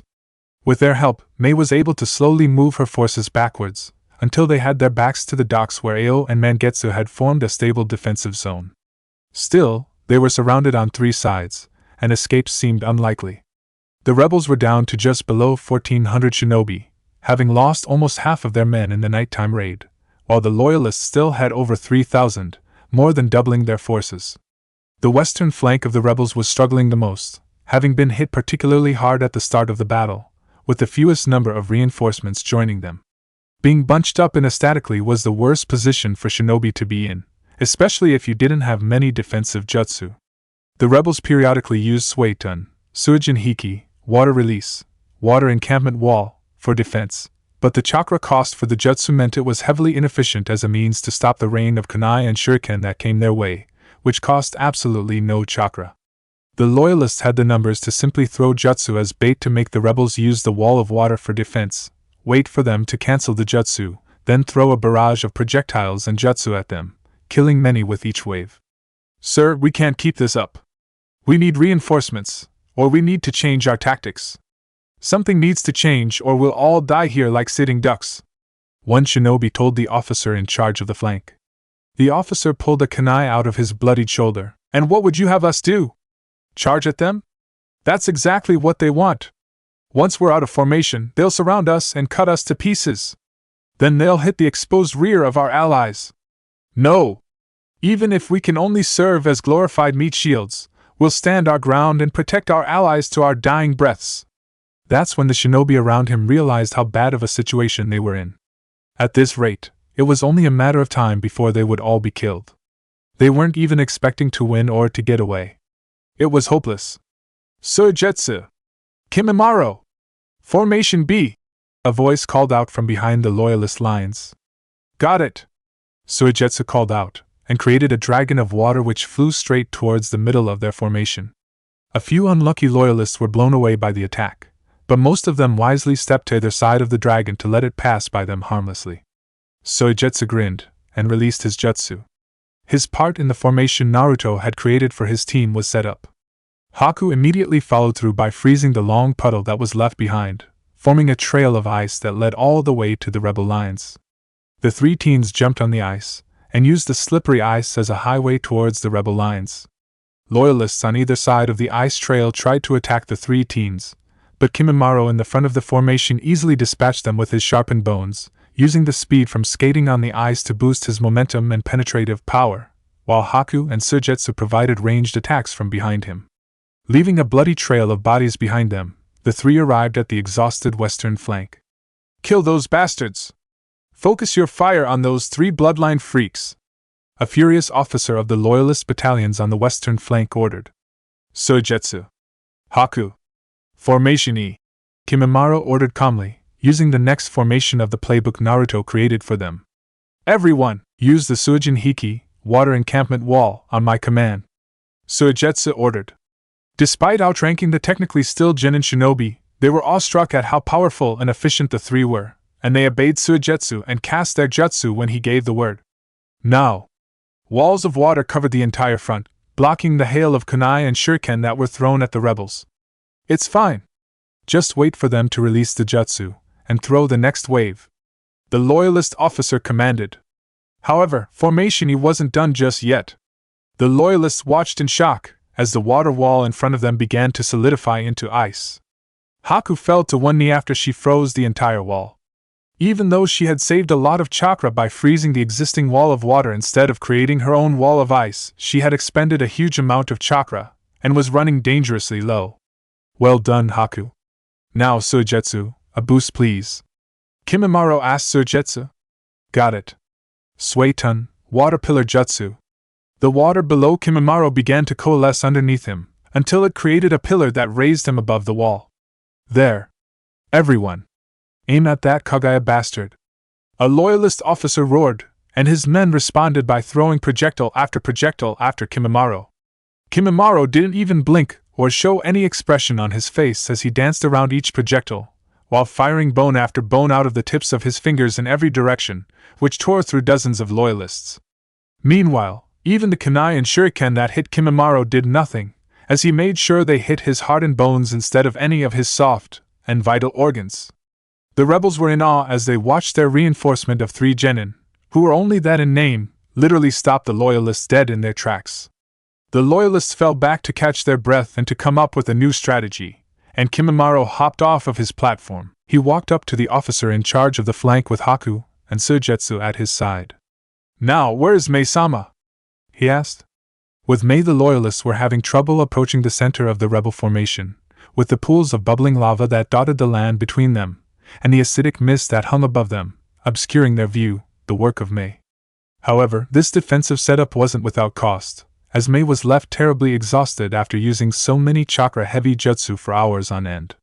She had pushed herself to her limits, as anywhere she wasn't present seemed to crumble, and forced her to keep moving around to stabilize the areas. As such, after setting up several layers of deadly traps, she retreated to the defensive line set up by Ao and Mangetsu at the back to catch her breath and get a moment of rest. That was where the trio of Naruto's team approached her. Mei-sama! Haku called out, as they walked over to her. Mei gave her a soft smile. She always did like Haku. Good to see you 3 all safe and sound. We could certainly use your help. Mei-sama, where is Naruto Taisha? Kimimaro asked. Mei's smile faded into a frown, as her countenance fell. I don't know. He stormed off after. I foolishly accused him of things I shouldn't have. Mei-sama, we need his help. He always has a plan. Don't you have any idea where he might be? Haku asked. We sure could use that big-ass fire attack from earlier. Or a storm of his explosive tags. Suigetsu added. Mei sadly shook her head. She looked around the makeshift triage she was resting at, and looked at all of the injured and dying shinobi around her. They had lost too many men to keep this rebellion going after tonight. There was only one thing left that could salvage this situation, and that was defeating Yugura. However, he was nowhere to be seen. Damn you, Yugura, throwing your men into this meat grinder while you stay behind in safety, you coward! Mei cursed Yugura under her breath. With Yugura meanwhile, Yugura sat at one of the empty watch towers with a spyglass, and looked over the situation. His forces were winning everywhere, and had all of the rebels backed into a convenient corner. Everything was going according to plan. Everything except one thing. That damn Uzumaki mercenary had yet to show up. Where are you, you damn rat? Yugura muttered to himself as he looked around the island for any signs of the Uzumaki. He wanted to save his energy for who he perceived to be his most dangerous foe, but he was nowhere to be seen. The rebels are at the brink of defeat, and he's yet to show his face? What game is he playing here? Yugura wondered. Perhaps you're wiser than I thought. Yes, that must be it. He knew we were coming and fled alone. He was simply a mercenary after all. Yugura put away his spyglass with a grin on his face. Well then, I suppose it's time for me to put an end to this little rebellion. I'll let you guys go out with a bang. Back at the battlefield, the battle continued to rage on, and while the rebels were doing a great job of holding off the loyalists for a good while, they were beginning to grow tired and run low on chakra. The loyalists had no such problem. They had always been much more organized than the rebels, and they used their training and system to split their forces into battalions, some of which would attack, while others rested.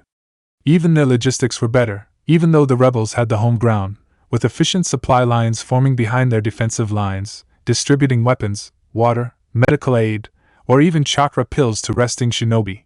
Meanwhile, the rebels were already low on supplies, but were put in an even worse situation when they lost supplies to the loyalists in the surprise attack.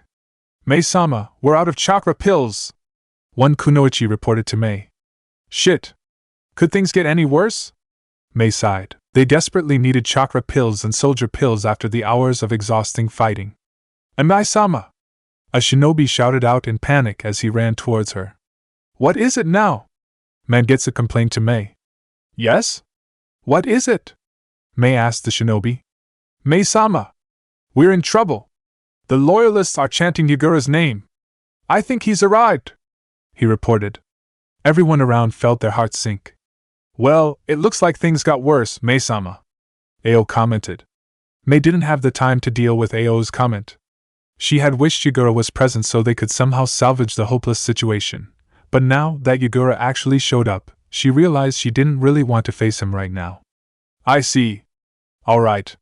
It's time for me to get back out there. Thank you for letting me know," Mei replied as she stood back up. "Yagura, so we finally meet." The rebels and the loyalists had been clashing and then separating all throughout the night, clashing and separating several times, as the loyalists came in waves, trying different methods. When Mei and Zabuza dragged their exhausted bodies to the front of the rebel lines, they were on one of these breaks in the battle, where both sides faced each other, but stood outside of each other's ranges. They looked towards the loyalist lines, and saw the loyalists chanting Yagura's name, before they split down the middle to open up a path.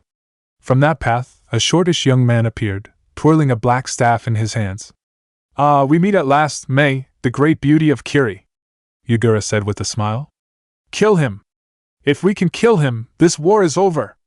A rebel officer yelled, and 3 squads followed him as they charged Yagura. Yagura's men were about to go out to defend Yagura, but he simply held up his hand to stop them. "I don't need your help for trash like this," he remarked, as he went through several hand seals. "Coral release, branching spear jutsu."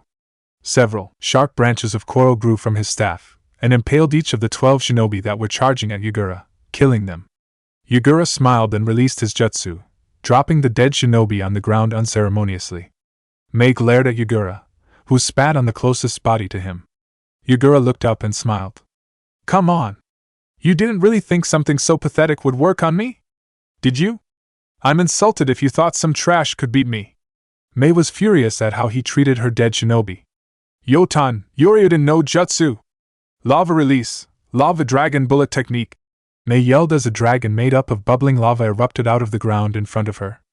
It flew straight at Yagura, who just smirked. "Suetun, Mizukigami no Jutsu! Water release, water mirror technique!" He twirled his staff in front of him, forming a round mirror of water in front of him. A lava dragon emerged out of the mirror, and smashed into Mei's dragon, effectively canceling out the attack, much to Mei's surprise. Yagura chuckled. "Come on! Don't tell me that was your strongest attack? I've heard so much about the fearsome beauty that was the rebel leader. I assumed she'd be quite strong from what I've heard, but if this is it, then I'm disappointed." Mei scowled at him. Yagura gave her a smirk. Now. No need to be so angry. All that frowning will give you wrinkles. Besides, I wasn't saying I was disappointed in you. I was disappointed in myself that I let a weakling like you oppose me for so long. Yotan, cannon eruption jutsu! Mei yelled out in fury, and the earth in front of her split open as a huge glob of lava erupted out of it, and shot at Yagura at breakneck speeds. Yagura simply created the water mirror again, and a similarly sized glob of lava shot out of it, colliding with Mei's and canceling out her jutsu once again. "You done?" Yagura asked teasingly. Mei was trembling with anger and frustration at Yagura's incessant teasing. The rebels' morale hit rock bottom when they watched their most powerful fighter, their leader, being toyed around with by Yagura. What could they possibly do against a well-rested force more than twice their size, and a perfect Jinchuriki waiting to annihilate them? Yagura looked over the rebels, and could see the disheartened faces. He grinned. Time to end this rebellion here. There is no chance for any of you to live to see the morning, if you continue to resist. However, I'm a merciful man, despite the propaganda you might have heard from your leader. If you surrender to me, I'll allow you to live, Yugura announced in a loud voice. Murmurs began to break out all over the rebel side. People were debating if they should just give up now and live, or die a dog's death. Mei couldn't help but be concerned at seeing the will of her shinobi shaking. She wished she could say something to give them hope, something to motivate them, but what did she have to offer? Was surrendering the right thing to do? Was there a chance she could save some of her men? Yugura saw the effect his speech had on the rebels and smirked. However, he wasn't done yet. However, he yelled out, capturing the complete attention of the rebel forces once again, and quieting them instantly. There will be no mercy for bloodline users. I know many of you have been roped into this pointless war by empty promises from bloodline users and their clans, but they are nothing but lies. Remember how Kiri was under their rule. A village, divided between bloodline users as nobles, and the rest of us as nothing more than glorified peasants. Is that what you want to return to? Yugura reasoned, causing fierce debates and suspicions against their comrades to break out on the rebel side. Mei could do nothing as she watched her shinobi slowly turning against each other, and camaraderie crumbling apart. They were minutes away from fighting each other. Make them pay the price for destroying our village! If you turn against your bloodline-wielding comrades, and fight against them on my behalf, I'll pardon you of your treason against Kiri, and allow you and your family to rejoin the village, no questions asked. In fact, I'll reward you for each bloodline-wielding clan member you kill. Yugura smirked after finishing his speech. That should be the nail in the coffin. Hey! Why are you looking at me like that? There's no way you're actually considering what he's saying? We've been fighting together for years. One rebel shinobi said to another standing next to him. You'd prefer if we all die. It's either you get to live or we all have to die. You selfish bastard. I've got a family to think about, and I don't want them to end up as fish food. Similar arguments began to break out all over. Mei looked over at the infighting, and realized the rebellion was basically over. All of the bloodline-wielding clans would be executed, man, woman, and children, whether they displayed the ability or not. As for herself, she hoped she'd simply be executed. The alternative was too insulting and degrading to even consider. She held a kunai with a trembling hand, as she debated if she should slit her own throat right now. The sound of arguing and infighting was interrupted by shouts from the loyalist side. Halt! Who are you? Stay right there! A loyalist yelled. Katan, Hosenka no Jutsu. Fire release, Phoenix Sage Flower Technique. A voice yelled out. Hundreds of large balls of fire arced over the battlefield, and fell upon the loyalist army. Though some of the more skilled Sueten users were able to extinguish some of the fireballs, many were killed by the intense blue flames, which burned the places they hit into ashes. Even the extinguished fireballs dropped the sharp shuriken hidden inside them onto the loyalist forces, injuring many and even killing some of them. Yugura looked behind him, and scowled. Who dares attack my army? Katan, Ryuka no Jutsu, Fire Release, Dragon Flame Technique. The voice called out next. Intense streams of extremely hot blue fire traveled down the ninja wires that had been attached to the many shuriken which were scattered amongst the loyalist formation. They were unable to do a thing to extinguish the quickly traveling streams of fire, as the fire evaporated the water jutsu that were cast on it in an attempt to extinguish it, as long as the figure maintained the flow of chakra. The streams of fire consumed the unlucky loyalists that were standing near the ninja wires, opening several paths of charred corpses in their lines. Hey, it looks like your combo works pretty well, Sasuke. The approaching figure whispered to himself. Yugura was shocked at how powerful these blue flames were.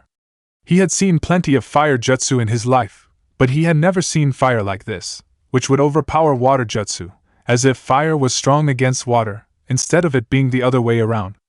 No, this can't be. Is this what Jinpachi was talking about? The approaching figure with the Hunter-Nin mask held up a single-hand seal, and suddenly, he was joined by 20 shadow clones, who drew their swords and channeled razor-sharp wind chakra through the blade. The clones charged into the gaps created by the dragon flame jutsu, and began to slash around rapidly, a body dropping to the floor with each motion of the clones. The loyalists only recovered from their shock when over 100 men had been sliced to pieces in seconds, each clone easily killing more than 5 people each. The loyalists around the clones began to close in on the clones, hoping to overwhelm them with numbers. The figure smiled under his mask. Futton, Bunshin Daibakuha. Boil release, clone great explosion. The surrounded clones began to distort in shape, before the pressurized acidic steam inside them exploded out in a massive explosion. Each one took out dozens, killing several hundred more in an agonizing death, as their terrified comrades watched them dissolve slowly and painfully. The screams of pain from the dissolving loyalists gripped the hearts of each loyalist with icy fingers of fear. Boil release? May whispered to herself in surprise as she watched complete pandemonium break out in the ranks of the loyalists with the arrival of the masked figure. The figure jumped and landed in between the loyalists and the rebels. Yugura gritted his teeth as he glared at the new arrival. So, you finally arrive? The rebels were silent as they stared in awe at the familiar newly arrived figure, who was wearing a blue cloak with an orange Uzumaki spiral on his back that they hadn't seen before. Look! It's the blue dragon! We're saved!